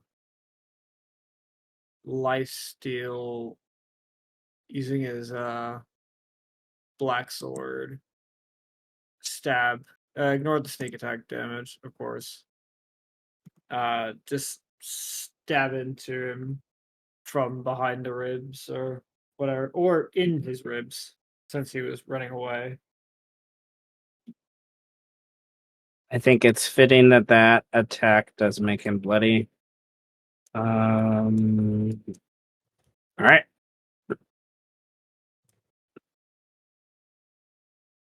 Some Lapids are running around trying to regroup, get things situated. Where did I put this guy? There you are. He finally gets over here. It's like, what the hell's going on? Oh shit! I gotta run back. And that's basically what he does. It's like, oh, I gotta tell them what's going on. Quickly, number two. Quickly, number two. There's lots of them. He runs away. He's like doo doo. He's gonna dash, and he'll come back to Rearxus and kind of there's this many. Da da da da. They're coming that way, kind of thing. And the snake. I don't know. The snake's not moving. I don't know why. Where's Drazik? He's coming. I think. I didn't look. I don't like Drazik. Hey, I hate you. All right. The Eladrin is gonna walk forward through the mud in the swamp. Kind of lands that he sees here. I assume this must be a nice octopus. He teleports again 30 feet to get a little bit closer. And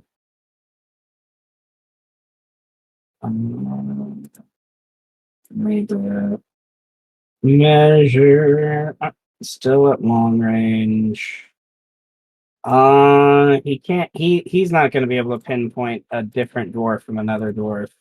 Just he does. His perception's not that high, but he will take his two longbow strikes towards the dwarves at disadvantage. As they're just at a range, kind of this goes wide. Both of Hey, them. what's the 9th level slot on that guy? You've got him plus a bunch of other people too. So That's true. the Lapids, they're weird. The swamp thing is weird to them. So I imagine they move a little bit and they just kind of reconfirm they're not here yet. Hold your positions. Like all these Lapids with the flags, they're all holding their actions each turn, waiting to like cave in the tunnel that they're in, basically to like trap them in between. So they're just kind of waiting for that. Drazik, they're coming behind you. You look behind one more time. The snake's still not moving. You are more than positive the spell took hold by this point. What do you do? I'm gonna cast, you know what I'm gonna cast. I'm gonna cast fucking War Crimes Fireball.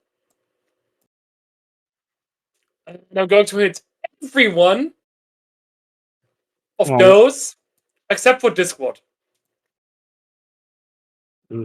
make me a circle. There you go. Yes. It's only a 20-foot. Yes, it is. So depending on how you count. If you count these guys inside the 20 foot. At least. Because technically in it, a little bit, but also kind of not. Okay, so there we go. War crimes indeed. All right, we got 2 scout squads. And his Game of Thrones Um, not the perfect war crime show. It truly And is. it is. It is. All right. So At 6 yeah, level. I was at 6th level. The level. All right. It's a lot of damage. So I actually loved it. 47. Goodness. All right. Scout squads fail at life. I'll do the big groups first. You get 2 defender squads. 1, 2. Shame they had to shit the bed in the last seasons. Might have watched it. Yeah, they did. I It, didn't start it, Game of Thrones specifically because I heard the last season or 2 are shit. 1, 2, 3, 4. 4 of those. This is why anime will always be superior. You don't have to worry about the actors getting older. That's true.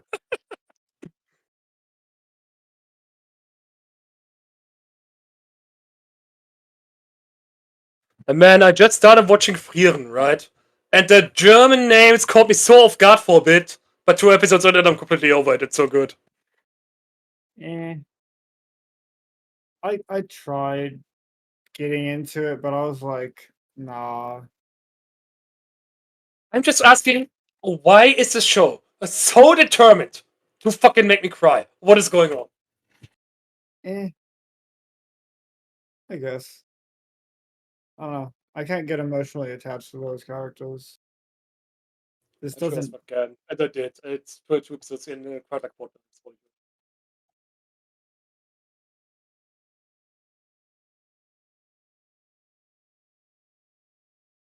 War crimes. I like some of the.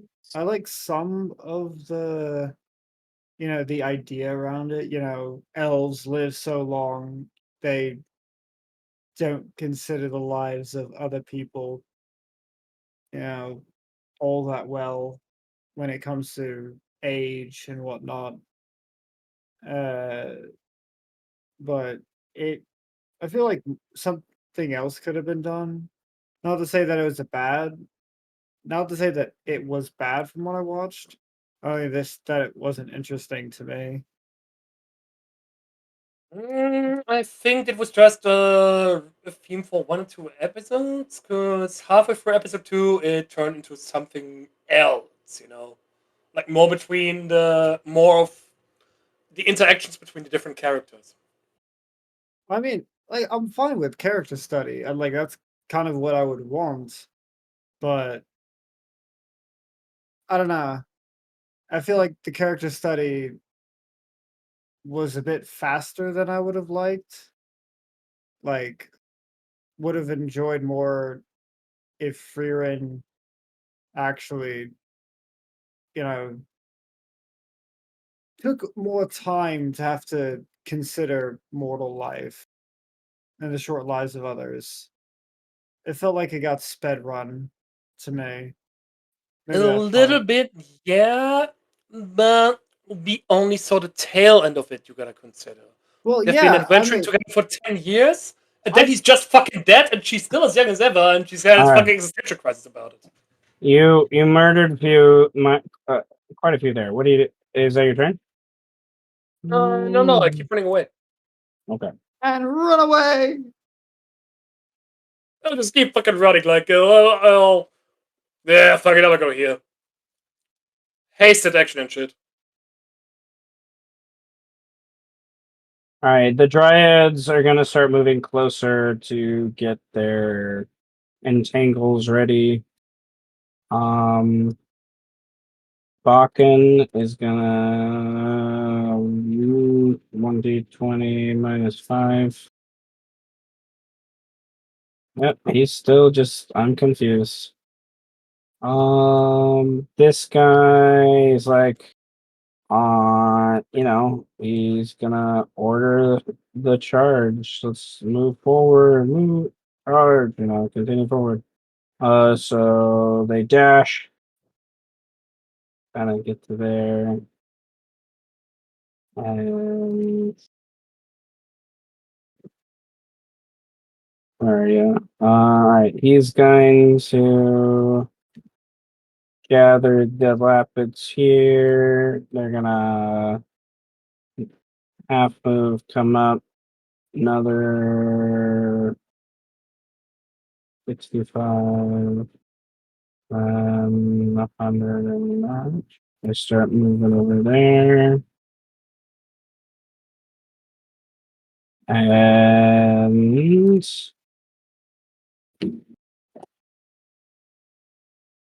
the chaos ensues. These guys around here are trying to now get him open, get him out, see what's wrong. This guy's gonna roll. He's able to open up the Jorvian. That's like the extent of what happens.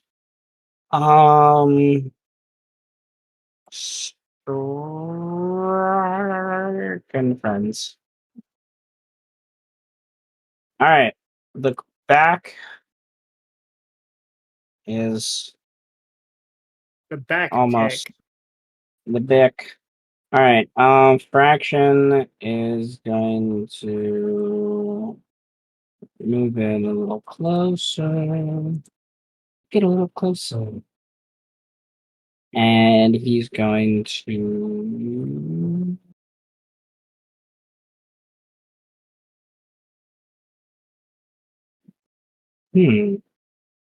read spell. 30 feet. Read lines. 25, 15. That's too far away. That's not fun. Yeah, I think we'll stick with plan one. Funny. Funny. Yes.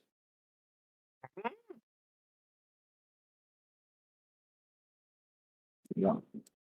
Oh my god. Jesus, mother of fuck. And Fucking Christ! I don't know. Calm down! I don't know what just happened. This man is alive. He's not alive. This man is alive. I will hypothetically sell a kidney. Not my kidney. Hypothetically, I will someone sell could- a heart, a kidney, and a liver. None of them are mine. Okay. I would like to. I meant to do this earlier, but it makes even more sense now. For you guys are doing quite well, and for taking out the snake, everyone get 2 inspiration points, please. Woo! Holy fuck! I do not need to roll the crits to know that this guy is dead, but I'm going to roll them. Well, I rolled. Okay, he gets lightsaber basically destroyed. Like, yeah, like his tentacles are partially energy. Like, you ever seen a whip lightsaber? That's how I picture it. That guy's done. So Fraction moved a few feet. He's going to pass through Fedrina. Well, that's Ireko and stuff. He's got another 25 feet movement, so get to Fedri.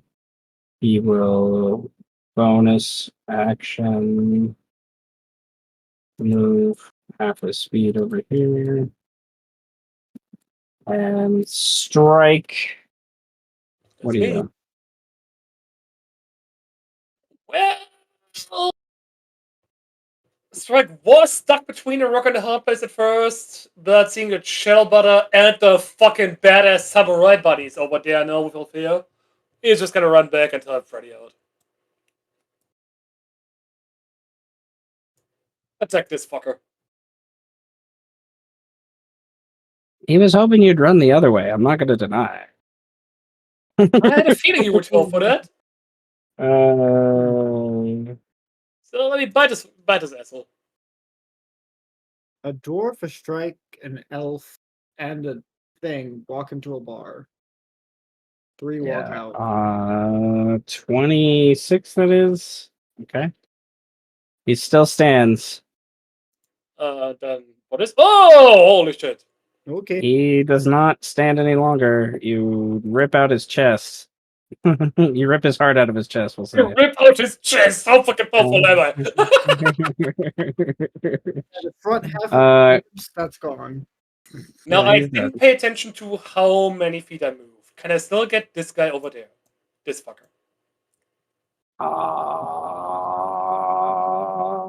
You moved at least that many feet. That's 50, okay, so I can't. But I'm inside Fraction's aura, so I get 10 extra feet, so I can at least get over here. Yeah. Indeed. You have a bonus action where you can move half your movement with Fraction's Aura too. I am also rope cutting action, so Well, there you go. I would need a bonus action to activate Eldritch Claw Tattoo, and I would still not be in range, so unfortunately I can't do that, so I will Question. place a Question. face on card and end my turn. Yep. I was gonna say question. Yes. Inspiration can be spent on movement, yes? Yes. Well, I'm over 1. Take 1.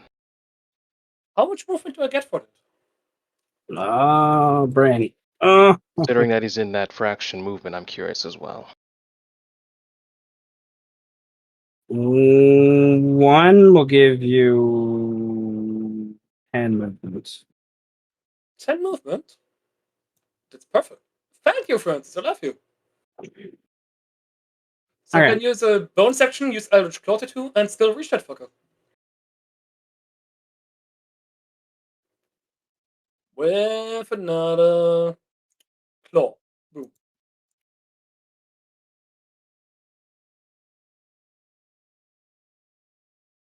You and your whip claws. Fucking beast cutter, baby! Love it. All right. He's still alive. Barely. Did strike action surge yet? This Uh, combat? not, not certain. Not certain. I am not certain. You don't have it marked on your sheet in some way? I do. It still says 1. I'm pretty sure I would have subtracted it. Yeah. Well, there you go. Fuck it. Kill him. All right. Well, that first attack kills him. Fucking worth it. Alright, I'm done. I love it. All right. Dervasker, there's the guy behind him. Yeah, approach and attack. He's at the end of his rope, so if it's gonna kill her, he doesn't. One or the other. Show him the ropes till he gets a hang of it. Yeah, he's not gonna do shit. Oh, sorry, that was where Yeah, you're gonna die. he might. He might. All right. The dwarf over here is going to do some flailing. Takes out one, takes out another, misses the third. So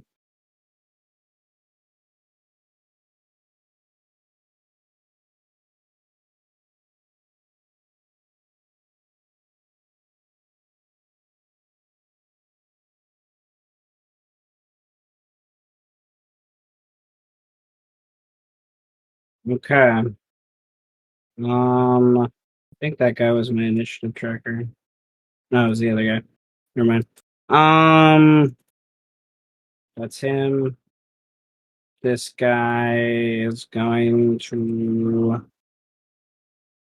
Mm-hmm. Do you cross the line? Or do you run back out the hole? He's going to use his bonus action to give him some temp HP. And then he's going to. Yeah. He's going to cross the line! Hold the line! He hits the samurai once across the face, and all the rest of them will miss. And that doesn't even take away all the samurai's temp HP that they have. So Oops. there's that. Which brings to their turn. Basically. He's going to. Why not? We'll use another fighting spirit. You can do it 3 times. Two, two, two. Ooh! And They're goes going around, off today. going off. Indeed. Let's actually 23. 16, 49. 23. Thank you. And these guys. All the commoners died, you motherfuckers. Right. This archer, he has a short sword. 1, 2. Hit the dwarf I've just seen once. that coming. Uh, it's okay. Oh no. No, wrong guys. Wrong guys. Oh, that was one. Oh, there's one commoner left.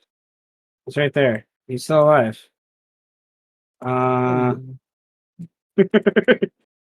Oh, uh, okay, spear miss, short sword will hit. And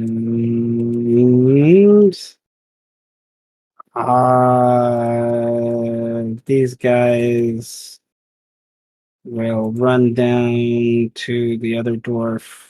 They don't care about kill steals. They just want this guy to go away. We kind of circle around him down in the tunnel. He has 3 lapids around him running, and then there's Nouvelle and others that are loading weapons up above. Liam, you're taking a breath. That guy saw you, but he ignored you as there were other things going on, and now he's dead or about to be dead. You look around the hill. What do you want to do? Look around the hill. Dwarf that apparently saw me is no longer with us. Everyone's still so far away. Hmm. Question. Are Answer. those drow? Are they in the hole or are they above the hole? What? Uh, Adira over and here. Shalabutter. Oh, they're above the hole. Althea, Yeah. That's it. Fuck. God. Adira is busy fighting your Acanero. This is why you don't name twins the same. Well, fucking. Don't use the exact same fucking letter. Makes everything confusing. I It's a twin thing. can't hide if I do that. Let's spawn. No, that's still the action. Fucking had to Okay. deal with that shit all our fucking life growing up. Uh, well, no immediate danger, I suppose. This would be basically the bonus action to get to this distance. Well, I can technically move over here with the rest of the movements. So, do me a favor. Could you remove the dwarf issue in that hole? I think the queen would appreciate it. Bibbity bobbity boop. If you need me, I need to take a breather. Lost a bit of liquid there. Eh, and that's my turn. All right. So the drow.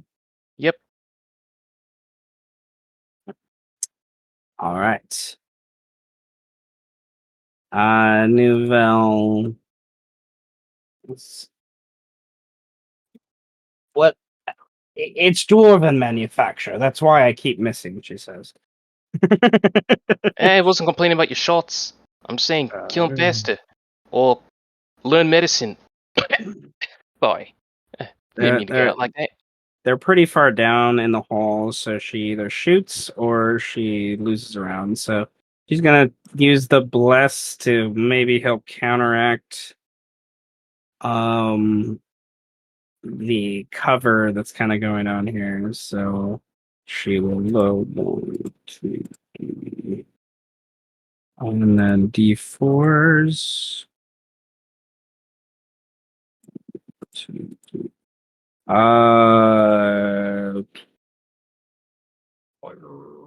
Yeah, they will all help with the cover. So 19, 14, 22. Yeah, the second shot actually takes them out.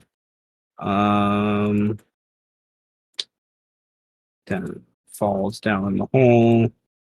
Probably a sneer by the samurai of like kill steal kind of thing, but whatever. Jorvian melee guy. There's gunshots going on. Yeah, he's gonna come forward to this guy, and pack. He'll get pack tactics with his other friend now. So 1, 2, 3. Well, ow. The first two will hit. So that's 5 of. Okay. Archer guy is one of the more hardy lapids, so he takes those actually. But his other friend's gonna move forward and basically do the same thing to him.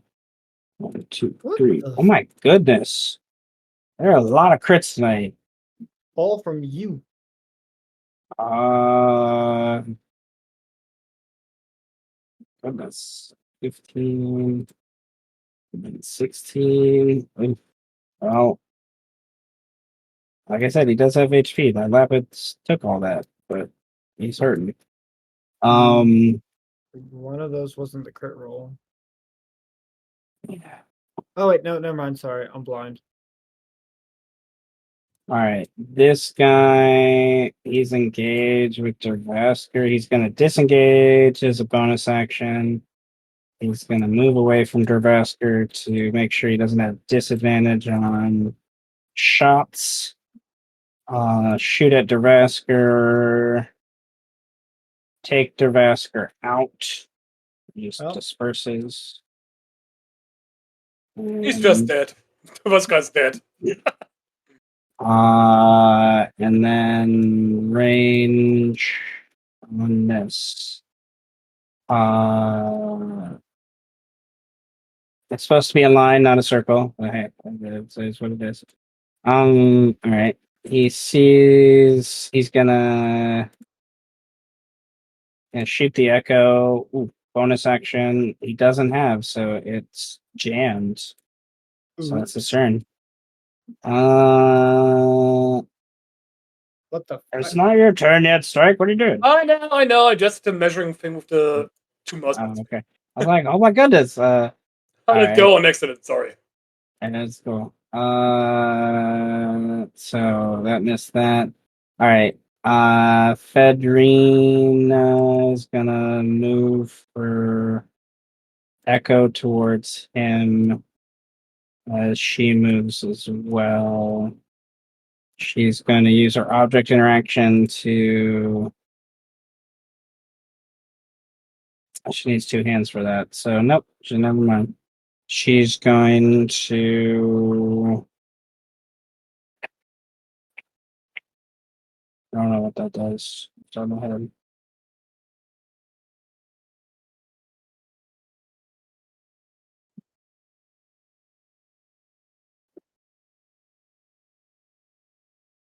All right. Nope, that's her turn.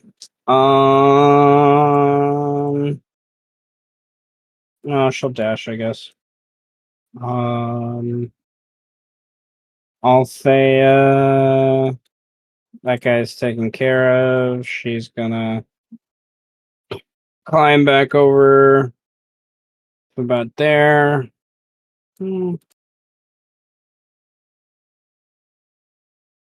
Ah, come on, sheep. You can do it.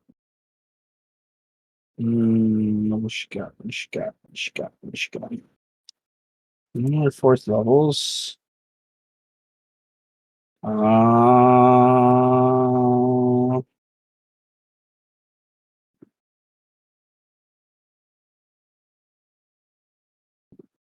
Yeah, 20 up to.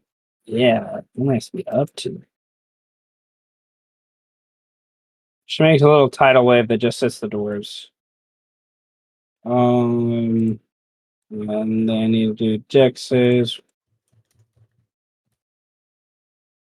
They all fail. Alright,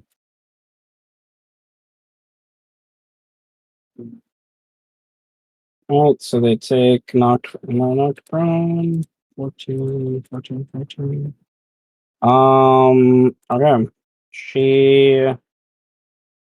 A tidal wave drowns two of the dwarves in the process. That's the inner draw.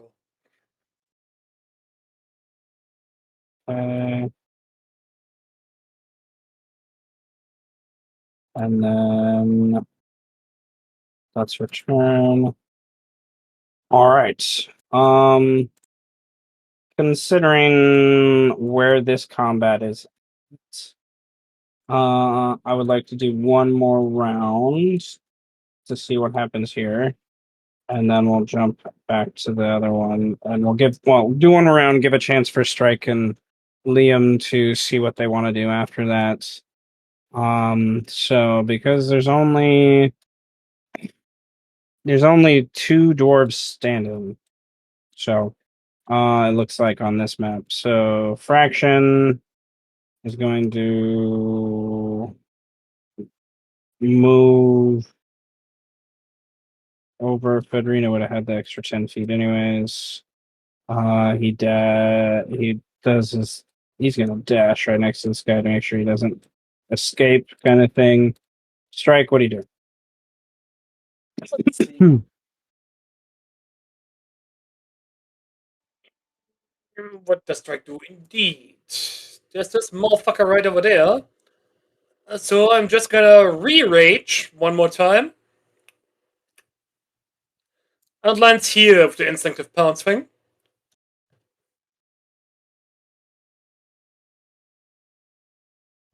Answer this guy. First with a bite. Let me just lower the music. I can't hear myself over it. One moment. Can't hear my thoughts. Can't hear myself think, man. And now there's a fucking. What even is this thing on my screen? Does that fly? What the shit? But anyway, you gotta bite this fucker.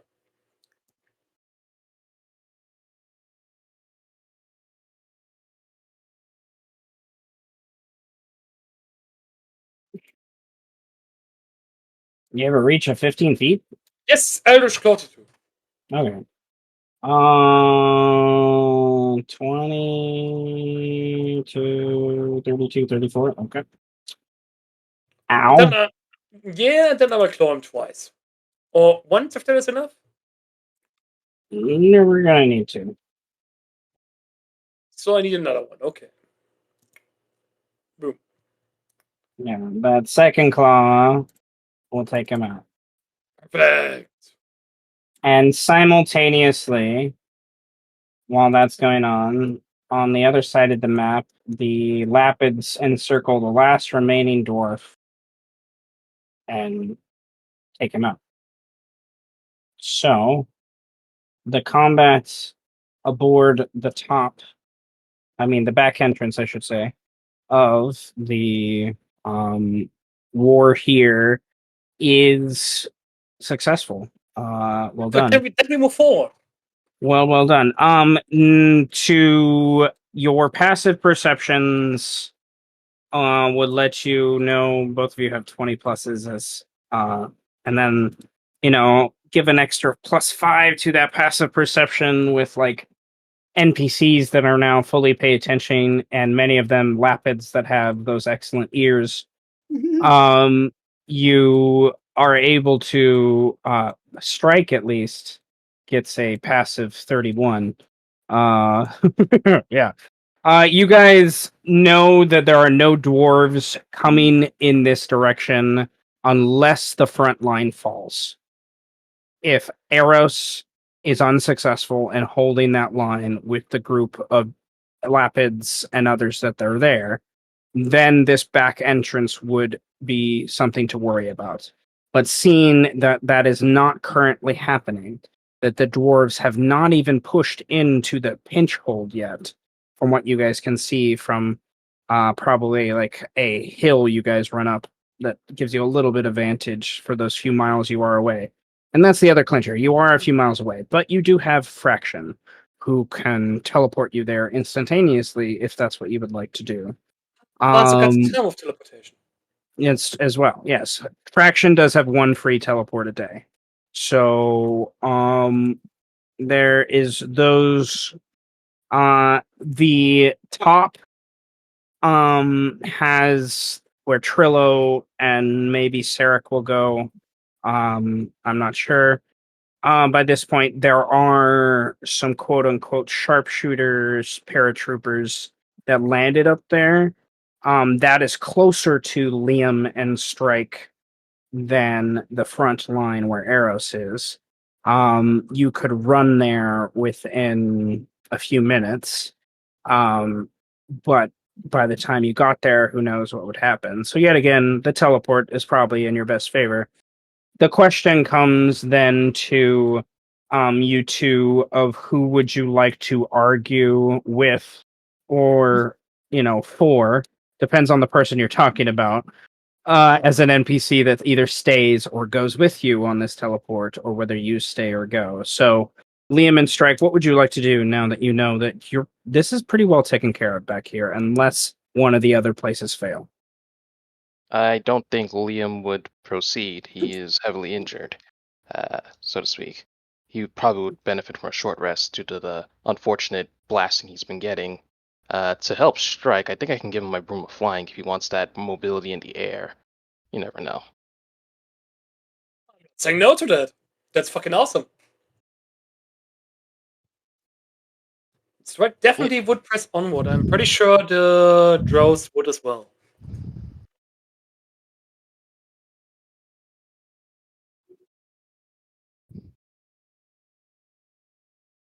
Yeah. Got a lot of cleanup to do here. Okay. Third level. Okay.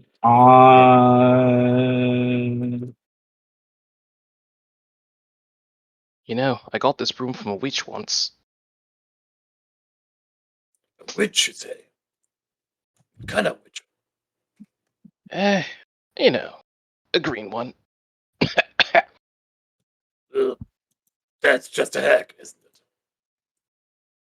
Well, Master Liam, Althea would say, I can heal you if you would like. I mean, I'm not gonna say no to heals. That's it. You need someone here. We're kinda in a war zone right now, so there isn't really time to rest. Oh, let's call him here. But Nice not and up, calm here. but not up there. And my boys Yeah, are up there too. So I can't yeah, wait. I can't rest. yeah. You got this. Plus, who's gonna take care of these dead bodies? You just want to loot more. Well, I don't want to Uh, just loot them. You gotta pay respect to the dead. Gotta pile up, separate the leopards from the dwarves. Dwarves, we don't pay respects to them. 20 plus I'm not gonna 16. burn them in the Okay. same pyre. She will heal Liam for a second and third level, which will give you 36. 36. Yes. Uh, let's see. Well, um,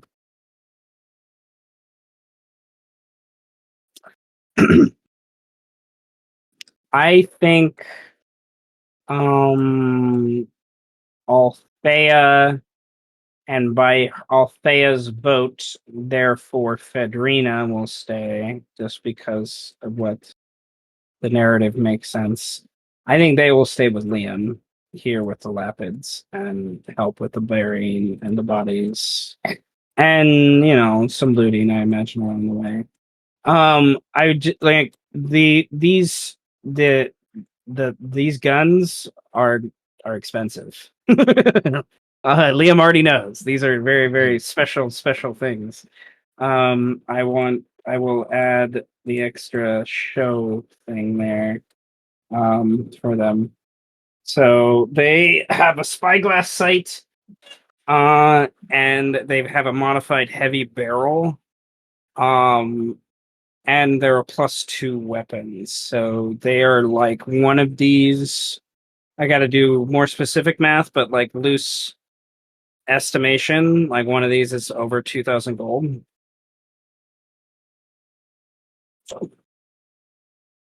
Uh, Liam can't use it, but Liam can sure sell it. mhm. For things. They have each one has 3 +2 hand axes on them. As well. They have basic leather armor, and they didn't have any special armor. So you can take the leather armor if you want. My Uh, leather armor's better. so there's 1, 2, 3, 4. There were 4 sharpshooters on 5 sharpshooters on this map. So that's 5 of those sharpshooter gun lances at a +2, and 5 times 3, 15 +2 hand axes. And that's just from the sharpshooters. 1, 2, 3, 4, 5, 6. There were 6 of what I call the greasers, the guys that had the flails. Um, they each had flails on them at a +1, and they each had +1 auto blunderbusses, or blunderbusses that have a reload of 3 on them. And these guys had better armor than the other guys, and they had a little buckler, +1 buckler. Um, uh, and then there were the two quote unquote kind of leaders of this part who were catalysts. They had +3 carbines. Oh no, they had +3 modified carbines. They were really nice. Yeah, spyglass sights on them, heavy barrels as well. Reload of 4.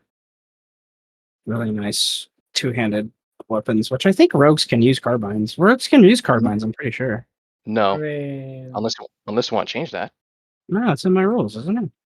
No. Let me post. These are the Okay. specific weapons that a rogue can use. I think I separated it out. Oh, I didn't do it for Liam, did I? I don't think I did. No, I combined it for Liam. Okay. Usually I used to separate out the. All right. Well, gun lance. Yeah, but it's heavy. Oh, that's true. It is heavy. It was changed to heavy because of the heavy barrel. So yeah, there you go. It's not a new one, but nevertheless. Um, the 2 catalysts. There's 2 of those. 2 +3 carbines. With all those extra bells and whistles, and then they had these really nice and it was a cultural thing, is how I was narrating in the back of my mind, but I have these really nice clubs that are +2 clubs. So and that's kind of the loot mostly that's on them. I don't imagine they'd have a lot of coin on them in the middle of what they're trying to do. But that would take you guys a while to kind of go through that stuff and whatnot. So Liam, Althea, Fedri staying behind for that. So Strike, Nouvelle, and Fraction teleport where? Ooh. Where you go? Ooh. Where do we go, you say? Mm-hmm. To the middle. We basically push forward one step at a time. So where Trillo is doing things. All right. That's something that it won't be too hard to hold off for next time. yeah. Okay. I'll paste you guys over there for now. There's I was hoping Nova would be here, but that's okay. So that map, I would like to go through 3 or 4 rounds on my time before to figure out what happens before Strike and the Nouvelle and Fraction show up there. To figure out how well that fight continued after the paratroopers arrived. So let's do 1, maybe 2 more rounds. We'll kind of see with time how that flies with this main map. Remember, you can, with the inspiration rule, zoom in and zoom out and gain control of things and whatnot if you would like. But you guys do you.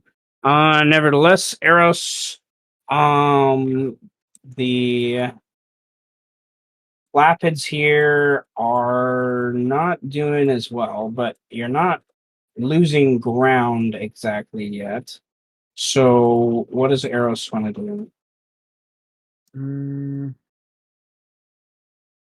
Eros is going to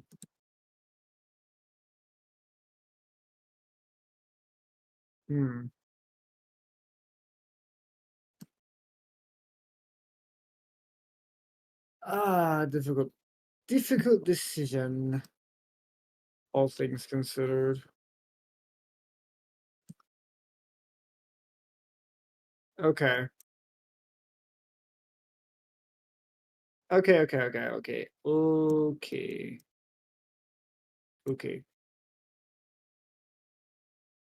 Eris is going to move forward the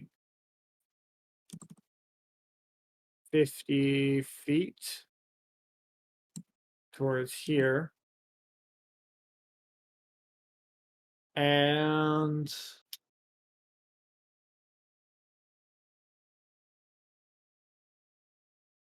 yeah, sure. Bonus action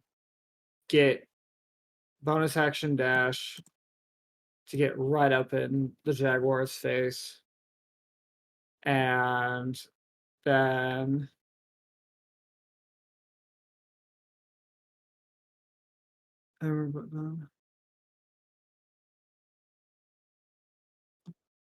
we'll save that for later. For right now, we'll do a weapon crystal destruction knuckle. Rerolling that with an inspiration, because fucketh you. To the jaguar.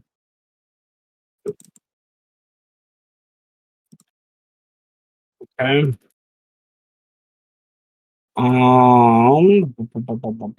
That will miss. Will miss. Unfortunate. Then that is the turn. Okay. Um. Oh, and I'm also making sure that my rampart is covering this section for me. Okay. So like towards the Sharpshooters, panther, yes. towards the sharpshooters. Okay. Interesting. Okay. All right.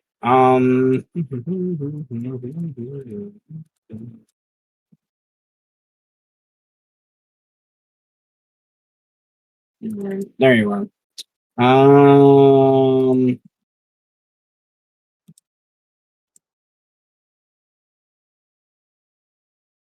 Eh,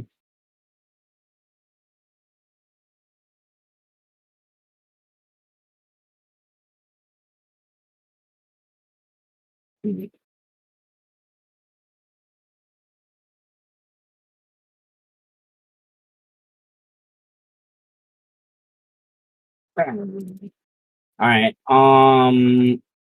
It's going to fade away, and then it's going to.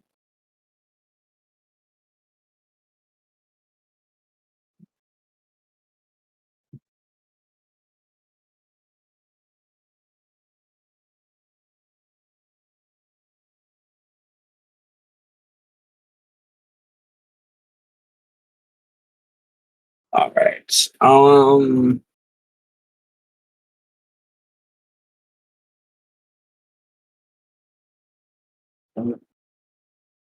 Okay. From your cockpit, you hear Cash like a signal or what, something that says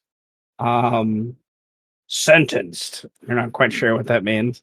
And Cash basically, like, more or less that feeling of like, this is gonna be ready, kind of thing. This is gonna hurt, kind of thing. Is what's gonna be what he's going after here. So that gives him advantage.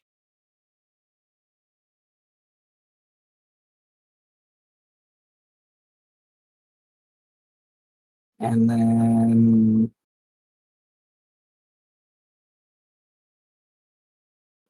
yeah. Okay. We're gonna go for just basic on arms. And then all right. go for basic unarmed, and then that does that. That does that. All right. So, all right. Cash, he disappears for a moment and then comes around and is behind you and bites into Cash's neck and shoulder area from behind, like gripping it, like pouncing on it very much almost. And Cash is going to take quite a bit of damage there. So it's 57 plus 18 plus 27. That's 51 after damage mitigations. So, what's going to happen there is, if it's only 51, that doesn't take out a hole yet. So, Nope. there you Would go. 20 hit Cash? Because if not, then I would like to spend inspiration to make it to 20. 20 No, still hit. I'm not. I already accounted for the damage. So, no. Well, 20 would hit anyway. I only have a Yeah. AC of 19. Yeah, Yeah, too bad. Cash's damage reduction is much higher than his AC. Okay, so.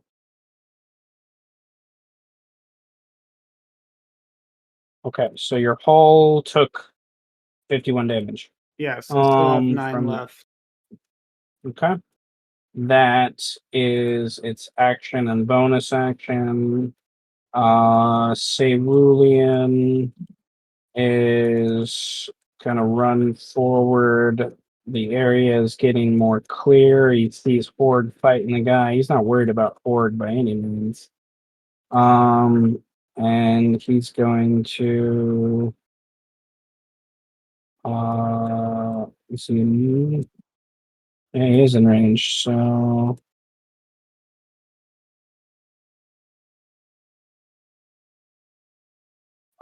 he's going to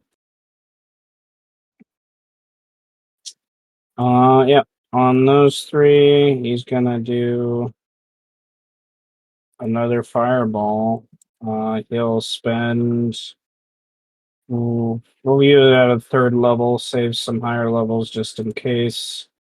25 on them. 1, 2. All right, and then the other guy is something. I guess that sucks. All right, so the first two take 12 fire, and then the other guy on the south takes the full 25. Okay. All right, so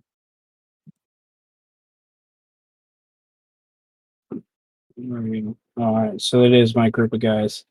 Oh, zoom. I missed the zoom slider in Roll20. Zooms. Nevertheless, we'll do it from the bottom first. So these guys are going to basically line up and got 1, 2, 3, 4, 5, 6, 7. Yep. Okay. 1, 2, 3. Bonus action for. Bonus action. One, two, three. All right, so that volley by the first three of those guys just decimates these guys commanding those down there. And then the last guy is gonna unload his clip on the closest catapult and try to just make sure it's not usable anymore.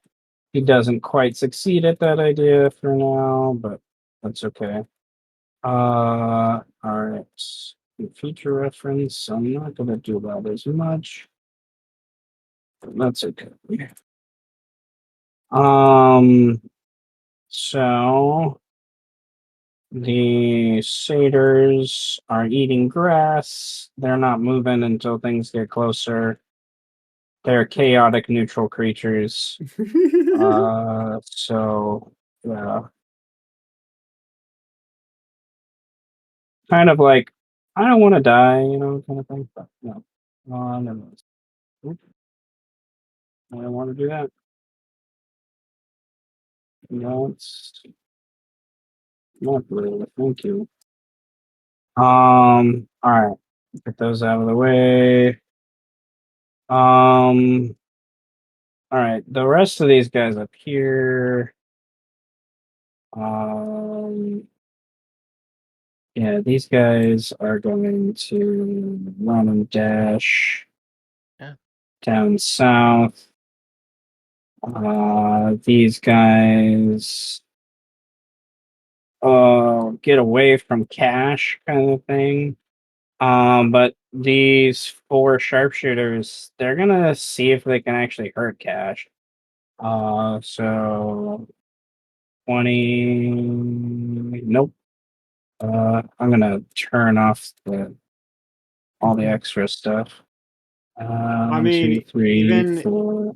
even if it would normally hit, my rampart would block all of it anyway. Oh, so I love the imagery of there's the 4 guys. They just try to shoot past your rampart and it doesn't work and they don't know why. Kind of thing. I love that imagery. All right. Those ones went to the south. Those ones went to the south. Okay, the one that Organoff is engaged with, is going to draw one of his hand axes. And 1, 2, 3. Oh, I actually need to click on it. Or roll 27 a brain fart. Oh, there you go. 1, 2, 3, 4. On to Horganoth. Only the first 2 First, hit. All right, so 11 and 5. 16 in total, but we're in dim light, so that's half because I'm resistant while in dim light, so that's only 8.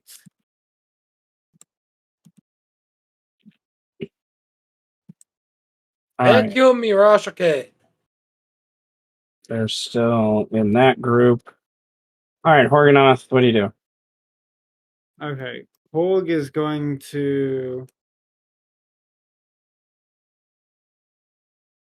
Yeah, over the telepathy to everyone, Hog is going to say, I think I have a good idea for getting rid of one of these dwarvians permanently.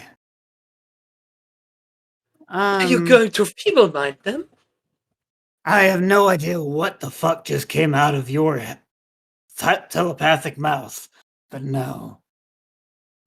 Then what are All you? you have to do is cast a spell and useless. Whoa, slow down. Casting spells? No. That's boring shit Alec does. I do fun things. But it is fun watching them crumble. What are you planning to do? Well, let's just say you won't have to worry about this dwarvian on the battlefield any longer. Agreed. Can I ask you for 1 inspiration? Of course, take 2 if you need it. I only need 1, and I will spend, with that extra 1, I will spend 3 inspiration to gain an additional 30 movement so that I can get right up on the dwarvian. And that's with cunning action. And then for my action, because it doesn't have to be a willing participant, I utilize Fallen Enigma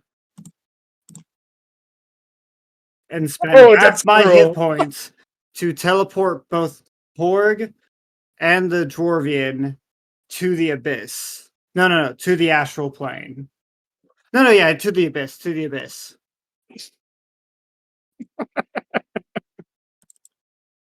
How many inspiration total? 3 in total.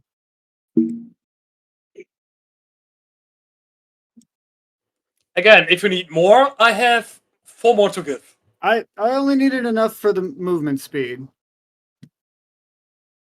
And then we will take 5d8 damage. We will both take 24 what was it, necrotic?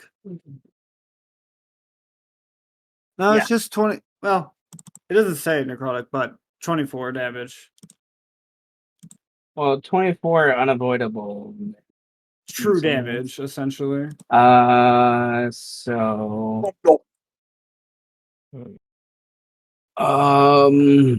okay.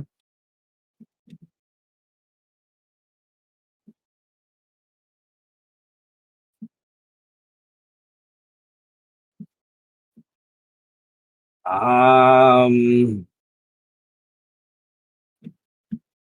That ability is so fucking broken. I love it.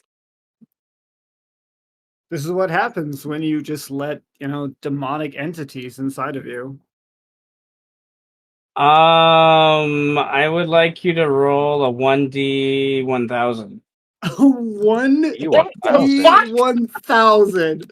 What in the mother of hell? Just okay. What's in Lilith's name? A 51 out of a D1000. I know. This is good or bad? That's my inspiration if this is bad. Or let's see. 51th layer of the abyss. That's funny. That's funny. Does it seem to be occupied? It's not occupied. It is not. Well, occupied by anyone we know of so far. It's probably occupied, but probably not by anyone Yeah.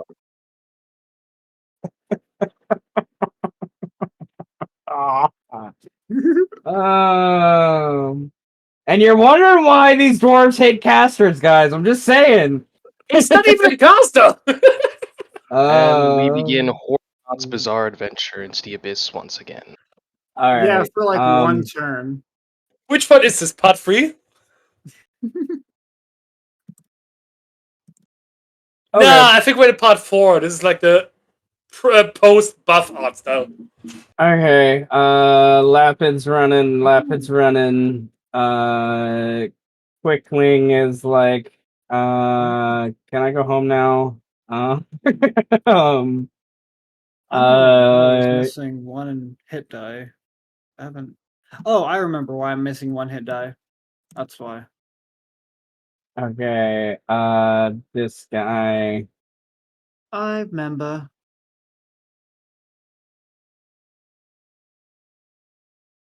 Um.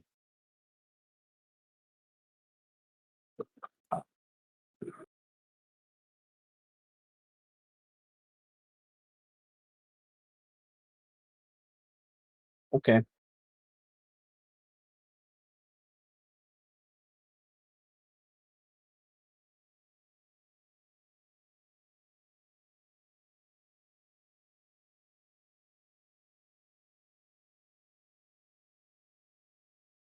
All right. So somehow one arrow kills many dwarves. I'm not quite sure how that works, but because he hit one of the squads, so Maybe the psychic damage just blasts out. yeah, I guess. That makes sense. We did a lot of damage to that one squad. So all right. These guys just say they're getting close, just stay ready. Drazik, what do you do? Not a fireball, of course. Why is that even a question? Because I don't know, you could have decided to do Ice Storm. I don't know. It's not as funny as War Crimes. 3. Well, Ice Storm could slow them down a little bit more, though. Yeah. That's also true. Let's see.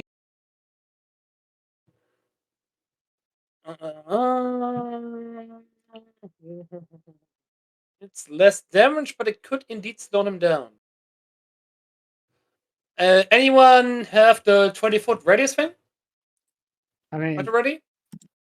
there you. Oh, yeah, there you go.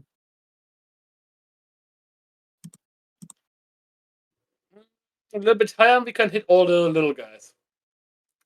Like that, basically. A little bit to the right, maybe?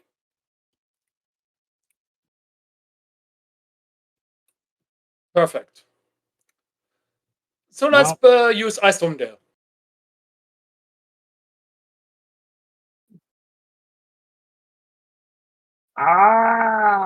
See, I told you you're gonna use Ice Storm. You just actually cast it. Yeah, it's a 22 saving throw. 7 and then 17 is 24.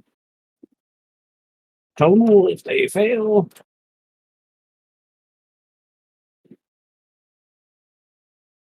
Wait. Actually, maybe I have another idea. Let me double check something. How do you even know I have Ice Storm, buddy? Wait. Yee.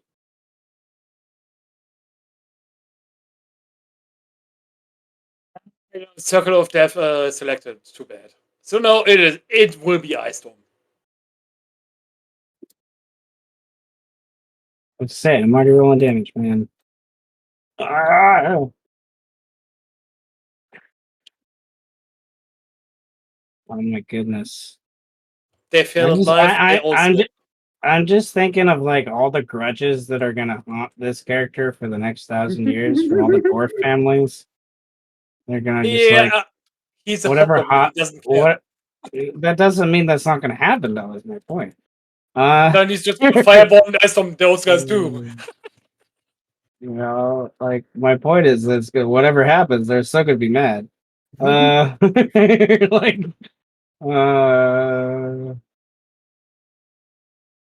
okay.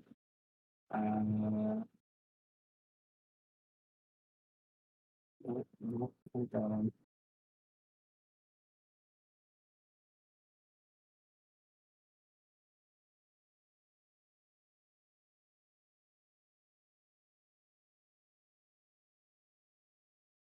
All right, I'll leave that up for the difficult terrain to be sure.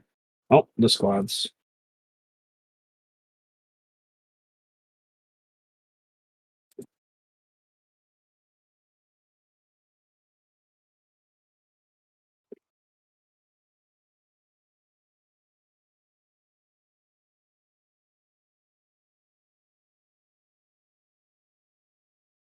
Okay. Um. Yep. Yep. Yep. You took out a couple of the leaders, quite a few of the other smaller dwarves that are in the squads. That's kind of sad. Yeah. I don't know if that's sad. They haven't done much other than run, so yeah. Is that your turn? Let's see. Let's see. What could I possibly do? Still hasted. I still got Bladestone and all that kind of shit. But I hate that haste limits to dash, disengage, or one attack. Well, It should be more like Baldur's Gate, where you can just cast 2 fireballs. that's definitely not fair. But it would be so much more fun. Fun, yes. Fair, no. Let's see. Okay. Well, Wait. Hobgoblins can, if I remember correctly, cast the help action as a bonus action, right? your job to know that. I don't know. You can use try to take the help action as a bonus action. Yeah. Okay. Is that your turn? Let's see. More Feywild Hog guy. Okay.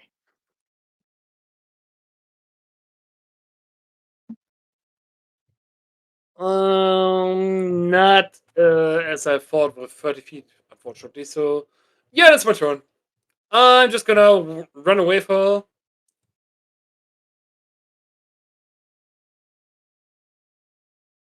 like up to here with hasted action, and that's my turn.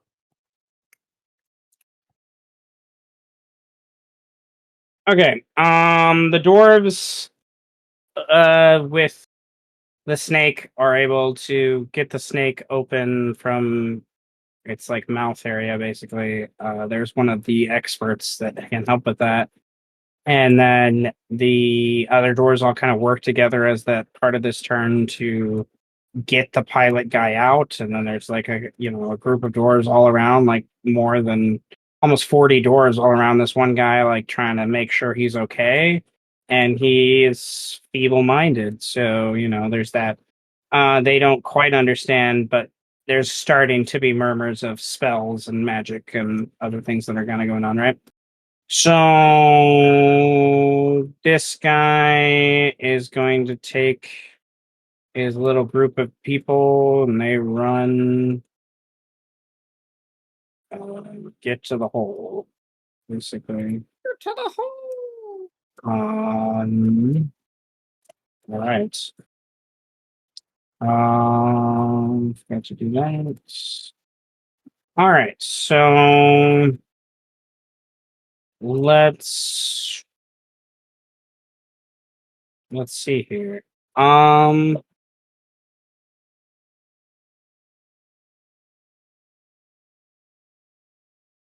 right, Eros, what do you do? Okay. Let's see. What is the range of no more than 10 feet away? Unfortunately, that means I can't get all of them, but I will move. Damn. If you need more inspiration, I can give it. No. No, it's fine. I will move up to here and target a 20-foot cube. Oh, a 20-foot cube, which is no more than 40 feet away. Gotcha. Okay, so this is fine. Yeah. Jettison hammer to all these motherfuckers.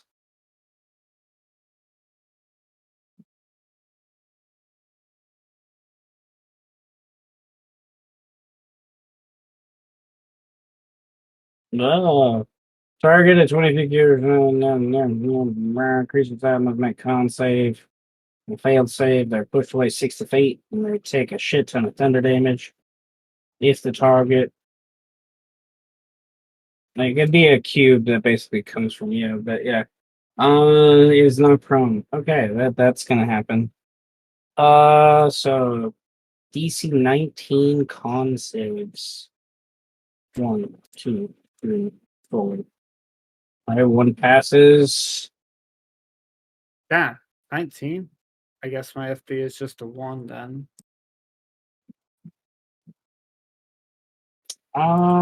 Wait, no, that should be updated. Math. Yeah, because my strength mod is a +8. So Yeah, so it's what? 8 plus 3 is 11 plus 8. Yeah, 19. okay. Yeah. Oh, 3. I'm tired. It's okay. It's okay. Same. It's okay. So creatures assigned on the failed save targets are pushed away. So it seems like it's a saber side. So the Yeah, the target fails. saber side. There's nothing about. Okay, so saber side. Or creatures assigned in the fails with 5 or more. Enough. So okay. So one guy, we'll say the guy closest to you, just happens to be missed, just like accident, almost. While the other rest of them take 74 frickin' thunder damage. Yes. Oops. And I'm knocked away 60 feet. 74. Okay. So if the target fails by 5 or more, it's not prone. By 10 more. Okay. Yeah. All right. So yeah. So Oh, further damage receives the target damage it receives from this ability is doubled and becomes holy shit. so Mr. Nine Mr. 9 and 7. takes 148. Oh, I take 148. That's a lot of damage. This is why it's Saber Suck. We need flexing for this shit. Right. Oh, we didn't do it. That's okay. Ah, Wrong are you doing? people. Okay. So back here, back here, back here. Okay.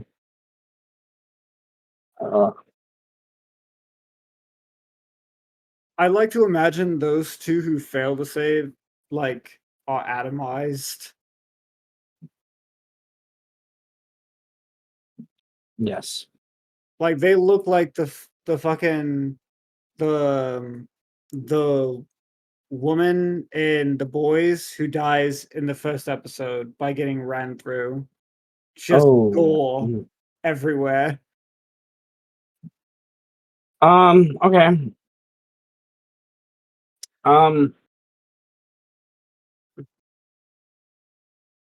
Okay. And that's the turn. Well, whatever Horde did, he can't. The connection dropped, so him and that Dwarvian are actually gone. Don't know where though.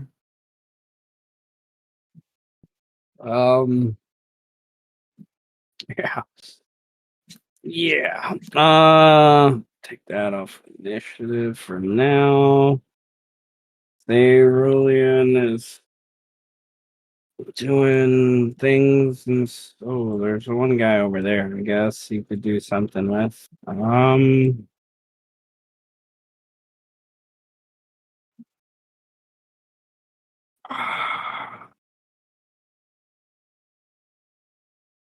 Don't die. Fucking vicious mockery.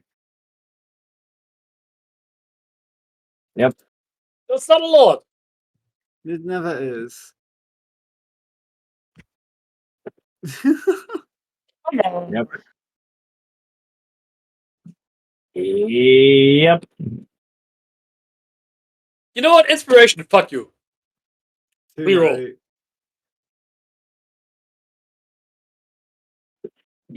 Fuck you, double.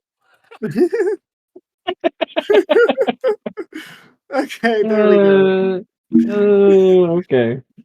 Well, now Seth has a lot of inspiration to throw right back at us. I did say reroll twice. I just said fuck you, double.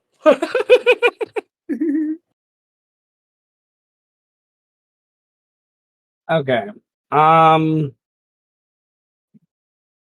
Let's. Yes. Okay. 1, 2, 3, 4. 1, 2, 3, 4.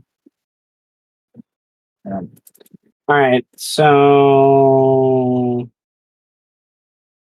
1, 2, 3, 4. Yeah, these dwarves down in the bottom right basically spend their turns making sure these catapults are done. And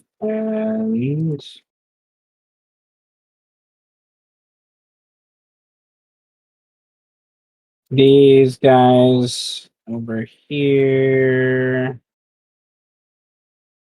will basically do the same thing with that one. So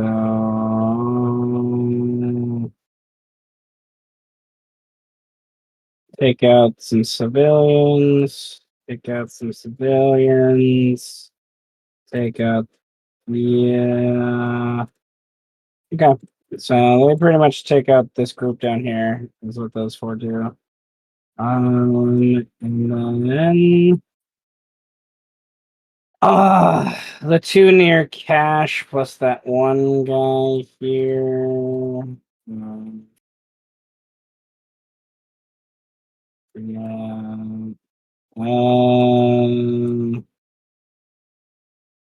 Can disengage as a bonus action. They're gonna start running away from Cash.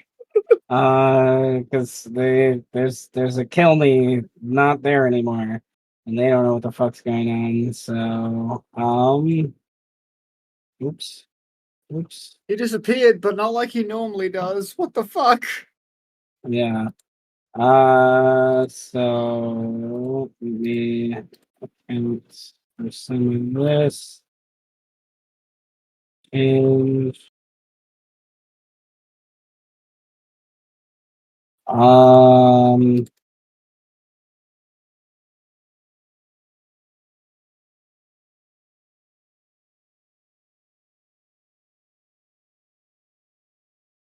Uh, he's down below,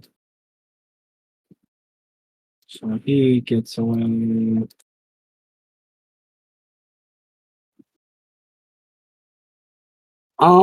Mhm.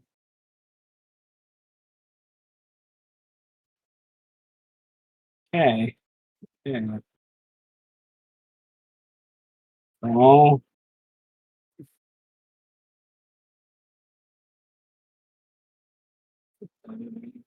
Oh. Many ridiculous. Okay. Takes care of them. Takes care of them. Okay. Satyrs are eating grass. They don't see a reason to stop eating grass yet. Organoth is in the abyss. Uh, Organoth, you recognize this lair, or at least part of it. Of course, you've been here before. I was just putting a number to it when I asked you to put the roll down because I hadn't put a number to it yet. So, layer 51 is the home of your father. What do you do? Horde, looking around,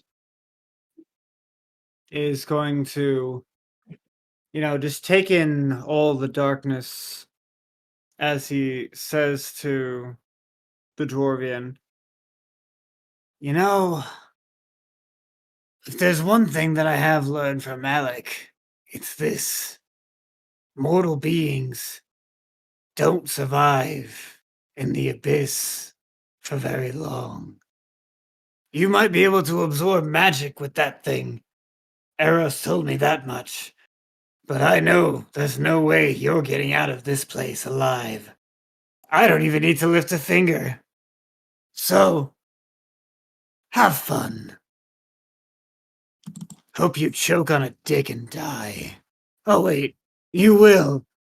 And I will then cast Adjacency to teleport to the ethereal plane.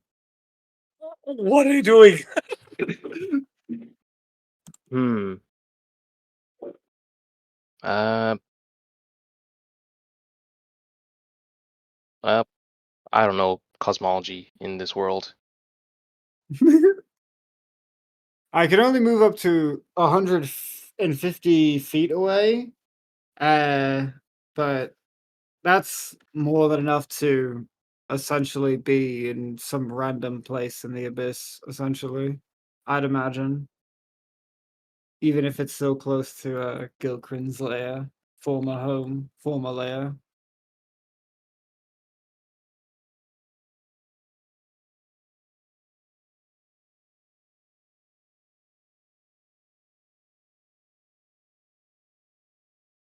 Why is the music oddly fitting?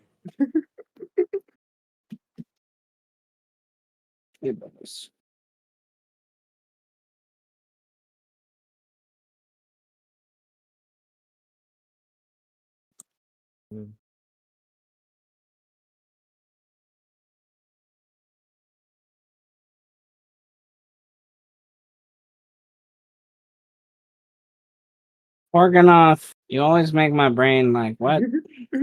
What? Oh, Clive.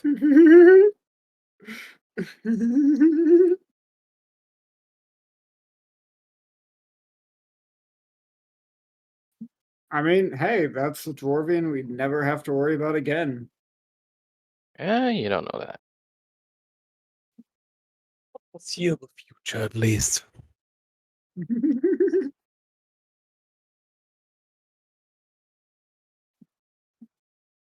Big books. Okay. Well, Francis is getting to where my brain was getting to. The ethereal plane is right next to the material plane. You're nowhere near the material plane. Yeah.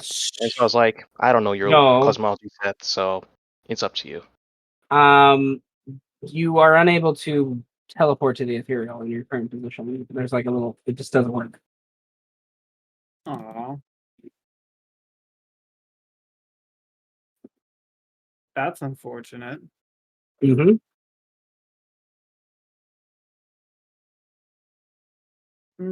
Well, not like it even matters, because I can just fly away anyway, so... You could just fall Enigma back.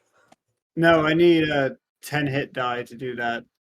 And I already spent one last session, so I didn't have enough to teleport back. This was a one-way trip. Oh, shitty. It's just a long rest away.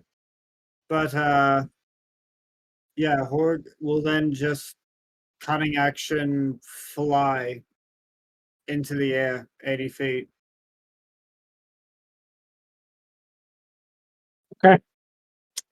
Okay.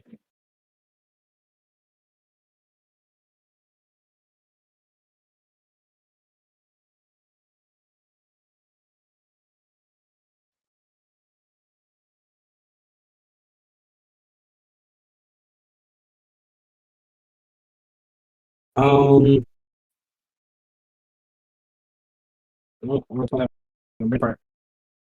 I can need a refresh.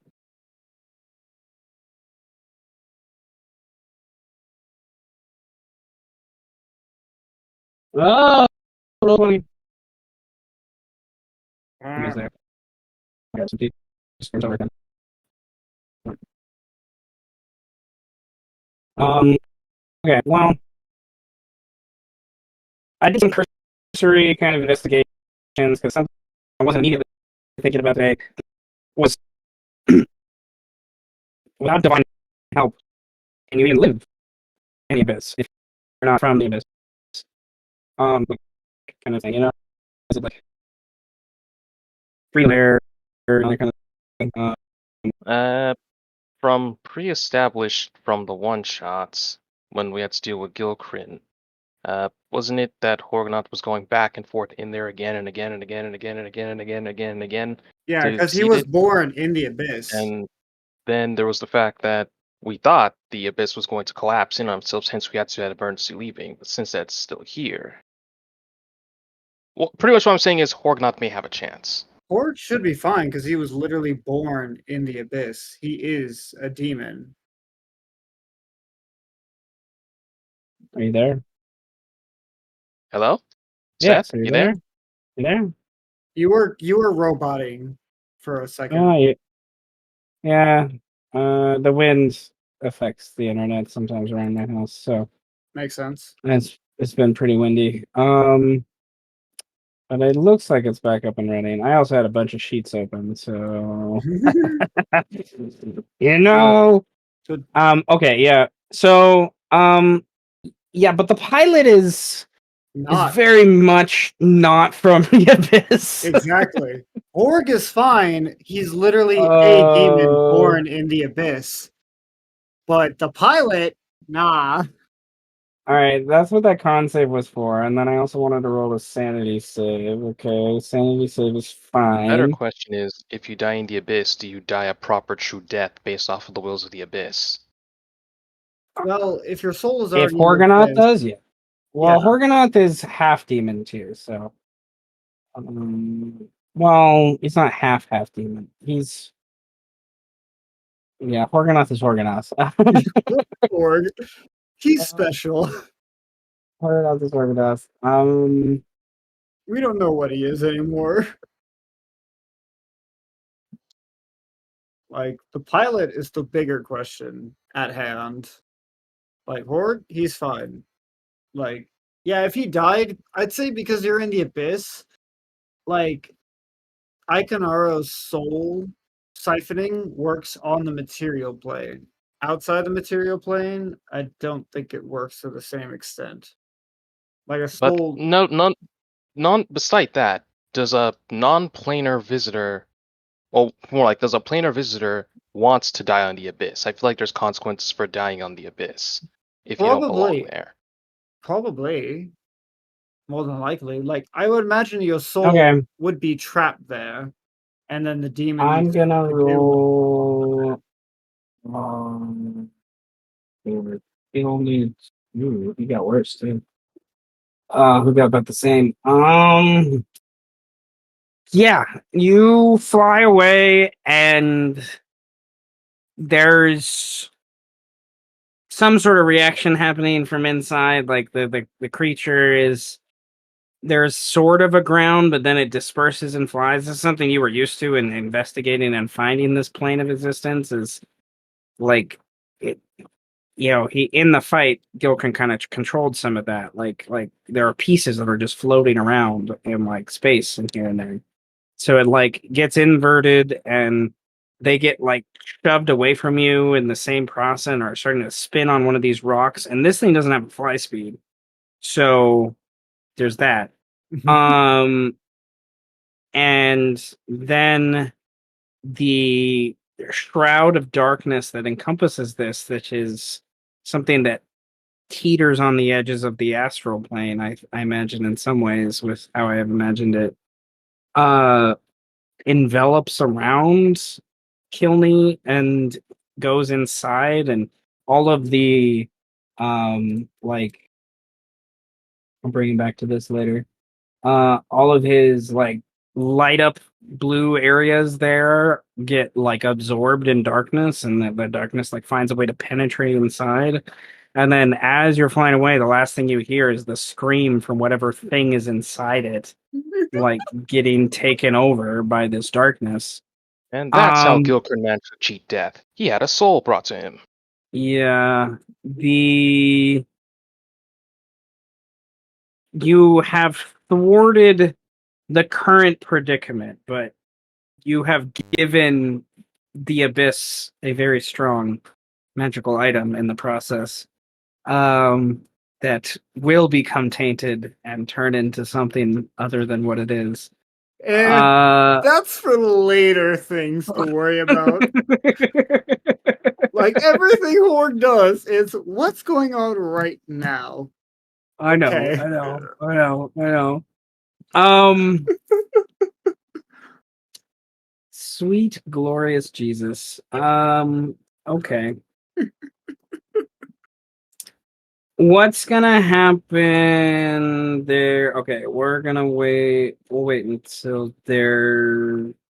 Mm, yeah. Quickling wants to get the F out of here. Like, it's just like, hey, I don't want to die. Why did you bring me here to fight? I'm not a fighter. It's the general gist of it. The elf is going to move just a little bit forward, not any more than that, and is going to the Eladrin, I should say, but nevertheless. He's gonna shoot at the guy, one of the closest peoples. And um, takes out one of the guys in the process. The Lapid guys just continues like, hold, we're about to make him teeter kind of thing going on. Drazik, what do you want to do? The Dryads are just going to continue. They're going to now ready their entangles. Basically, yeah. Drazik, what do you do?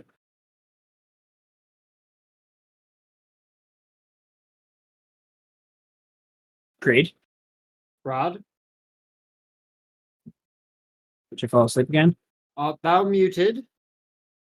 Not that muted. Oh, agreed. Hey! What do you do?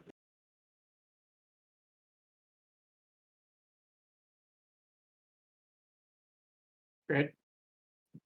Oh, okay. Audio issues, perhaps. Perhaps. Can you hear me now? Yes. Yes. Yes. Holy shit! I said I'm going to fucking Warcraft. Okay, war crime. Okay, continue violating the Geneva Conventions. You mean the Geneva Suggestions? All right. And tomato, kill them all. Yeah. Tomato. Okay. Who's got the 20-foot thing again? Please use it so I I can was hit everyone. Everyone for the most part of it. yep, like that. Yeah. So this, and does this guy count? Does this squad count? Yeah. Perfect. Then fireball. Okay. Oh, there it was. There we go. Who's down here? Okay. Roll the beautiful damage, good sir. Actually, wait. Hold on a second. Maybe I could steal and strike. Oh, fuck. It's a Bladesinger. I'm fucking obsessed with Bladesingers, and Steven Strike is like the signature Bladesinger move. What do you expect?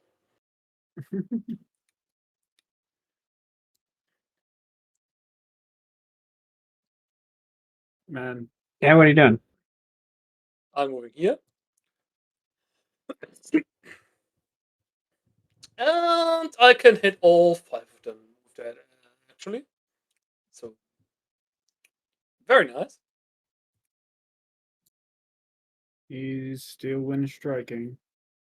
Yes. Oh, okay. Of course, I don't have it in my thingy for some reason. Fix that real quick. Oh. Oh my god.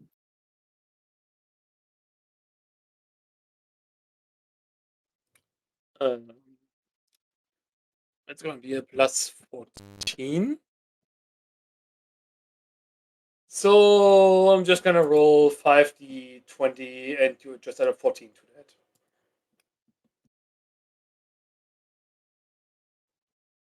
Yeah, okay. 14 for this guy? 24 for this guy? Yeah. 60, 10.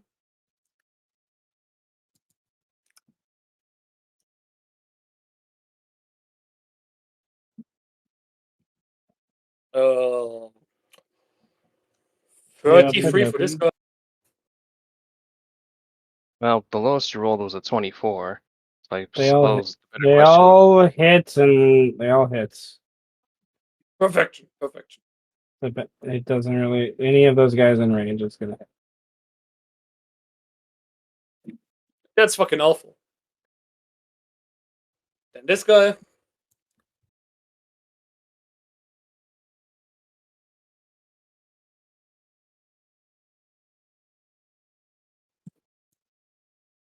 This guy. That's the last one I can hit. Yes. So it was here to here. And then who was the third one? This guy. This guy. This guy. This guy. And then this guy. Well, you're hitting all the armies. I see. Yeah, essentially. Uh, From what I remember from Steel One Strike, you end near the last guy you hit. I don't have to teleport to them. I can say where Posted. I will. Give me a second, man. Give me a second. I can post mine. Let me. There we go. Oh god. You can then teleport. You don't have to. You can. Okay. Put me back, please.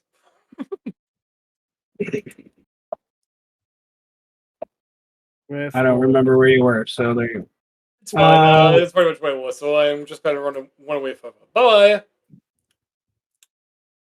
Better spikes. Beware the spikes.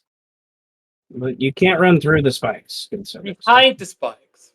Okay. It's like this path, right? That's behind the Yeah, spikes. yeah. I'm pretty sure. All right.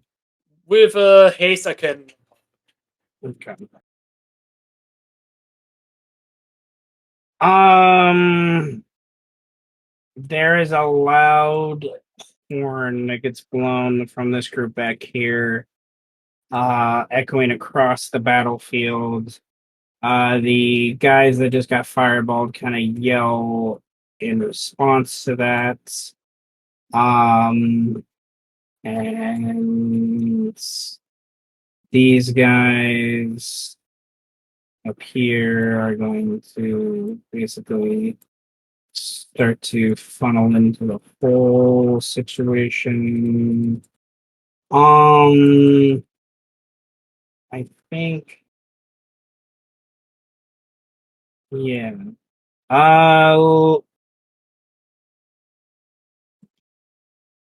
Eros and Cerulean, you'll take your turn, and then we'll get to the sharpshooter turn, and then we'll probably stop there for today. Is what they're going to do on their turn will change a little bit of the battlefield. So, what does Eros do first? We're going to bonus action Rhino charge into this guy, 45 feet.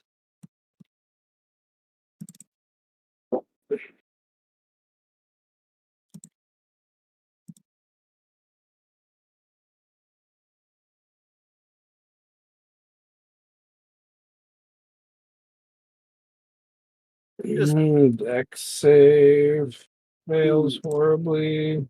And can he get knocked into this guy as well? It takes 45.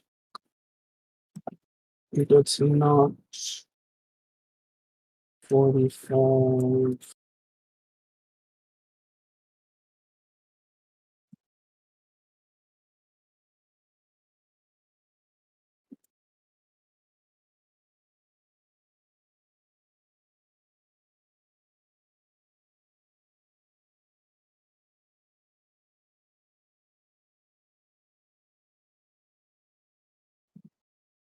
Okay. Yeah, he knocks on the other guy. He falls prone. The other guy falls prone. And then, mm, uh, if they're prone, polybolus would it be disadvantaged, wouldn't it? Or Technically, yeah.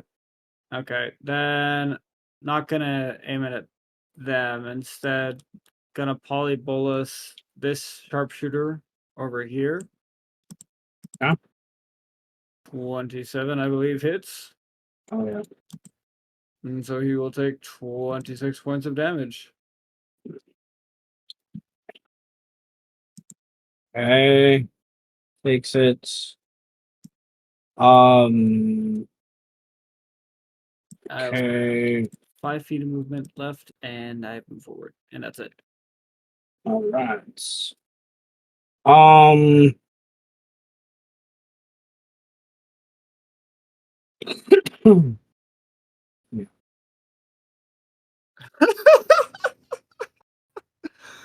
What the fuck? Bloody hell! Oh fuck! I'll spend an inspiration point and give it to Francis to reroll. Oh, The dice have spoken. the dice has. I'm giving an inspiration point to Yusef and your reroll. I was gonna say Uh, you can keep yours, Reed. You can have. Nope, Oh. it's fine. Okay, then. All right, he's polymorphed into a little mouse. Somebody Paul would kill him. No, that Okay. wouldn't work. That won't work technically. For things, Cerulean's gonna walk over, and he will on his next turn try to grab the mouse if he's able. Okay. The rest of the Jorvians here, the horn that came from the south, this group here and this group here, one of them pulls out a horn and responds with two toots kind of back. And with that, I'm gonna have like a group of them. Uh, 4. All right, so they're going to basically all triple dash south because they can all cutting action. For the most part. These two guys stand after move, then dash a little bit of ways away. And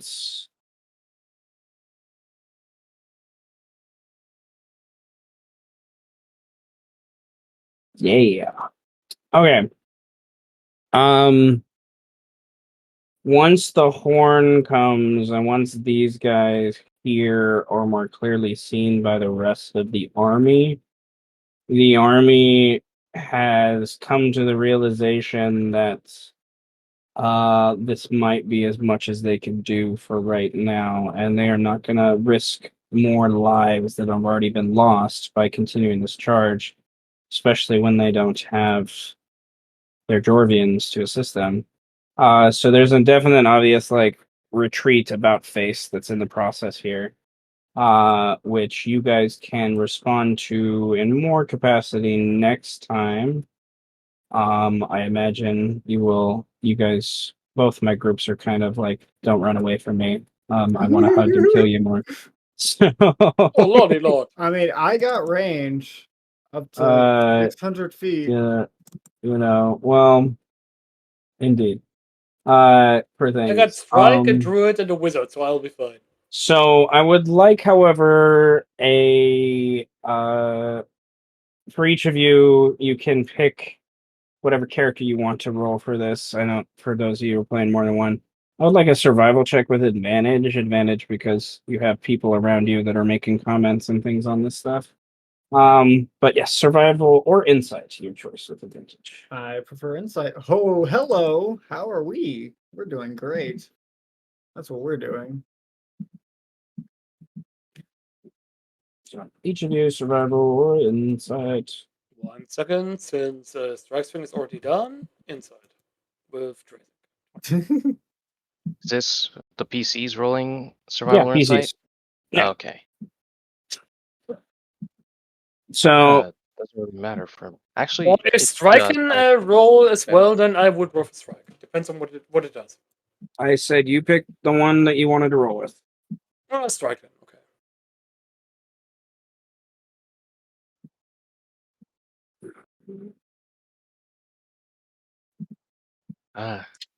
Okay. Lots of nat 20s tonight. Lots of nat 20s. Lots. Oh my goodness. Okay. It is quite clear with your guys' collaborative effort here 20. Holy Another 20. shit! to understand the Crit success here rose. that you and the other Lapids, as these dwarves begin to blare out these horns of retreat, there's a definite sign of like, yay, victory on the whole. Like, this isn't just the back end where Liam was. Liam's starting to hear throughout the city up to the front, area that this is successful, it seems, on the whole. But the nat 20s remind you of a key factor. This is only one night of a siege, one day of a siege. They're And regrouping. also, I would like to set a reminder. Dresser can do this too. So the snake guy will also be dead if he chooses to. We'll handle that next time. We're not there yet. So, I love you, but we're not there yet. You, man. So, the other point I was trying to get to is, there are other dwarves at this camp that weren't that were stayed at the camp, right? There's another 60 to 70 dwarves that probably weren't part of this siege based upon your assassination attempt. What you kind of gathered from that information a few days back. And you also know that this isn't the entire army. This is the 200 or so dwarves that came north to do this. Now that they're unsuccessful, you imagine what's left of these 200 dwarfs, and depending on how it is, there are some that have gotten away before this point that would be able to share information. There's still 1,800 dwarves to the south of here that will eventually make their way north, more than likely, to continue the siege for things. So They lost 3 Jovians, so do we They still level have up? more. We know they have more. you know, and they have more dwarvians, and you know now it's probably now you guys have revealed your hand, so to speak, with this. Like you kind of needed to thwart them, but they took out the majority of the catapults. And you guys lost many lapids in the process that can help with any of that and repairs and stuff. So it's kind of getting more and more on the shoulders of the PCs. But there's 2 more field ones by the time they catch up. Yeah. We'll see. You generally get the impression you're not sure if they're going to approach in the same way next time either. They may not come to the front entrance next time. They may take a few days and try to find a way to get around and find a different way in and approach it in a different way. Or they may just choose to skip this and go to a different place. You know, kind of thing. That maybe that is, and in and of itself, that may be a victory. In and of itself for the Lapids, but for the Animaesus lands, that doesn't solve some of the issues for things. This was one of the more populated areas, I guess is my point, outside the city of Salt. Dwarves! Yeah. So, it's not quite over yet, right? So, but we'll handle the retreat next time. Hopefully get some other people, the other two here to help with that other layer happening on the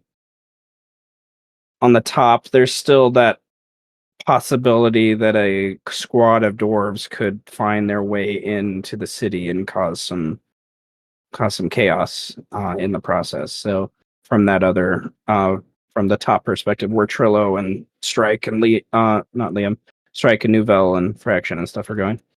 But nevertheless, I think it would be safe to say that Liam and Fedri and Althea, unless they decide to break otherwise, they probably could take a short rest while the rest of the group is finagling these things. So, to the point of the Jorvians falling, I congratulate you again for thinking outside the box with your approach to these creatures, because if you would have just tried to kill them like the tanks they are, you would have failed horribly. Keep it right! Teleport! They have so much HP and so much ability to absorb HP. You really have to find ways to ignore HP in order to get past them, which you guys We all fuck did. you. Like that. Oh my god, I am so angry that I gave Horg that ability, but I was just like, well, there we go. Because I remember when I gave Horg that ability 3 years ago, I was like, eventually this is gonna bite me in the ass because I said anyone, and I said anyone. I know it's gonna bite me in the ass, Wait. and then it never happened in the campaign, and so I was like, I forgot about it, and then here we go. It was only 3 years ago? Yeah. It felt like we've been playing for like 10 years. That's awesome. Oh no. I know. The other point I'm trying to get to is you guys. I was trying to think on this morning. I got to work on the city stuff. I've been kind of here and there, but I've been distracted with work life a little bit. Nevertheless, the original plan of the story was the ending would, like, these Jovians would be attacking the city of Salt, and the city of Salt would be opposing them. And for each Jovian, you would get one step closer to one of the last milestones of the game. Since you've subverted some things, yes, to answer Strike's question, the forest folk all gain a level from taking care yeah. of 3 Jovians within 2 sessions. So, yeah, forest folk gain a level.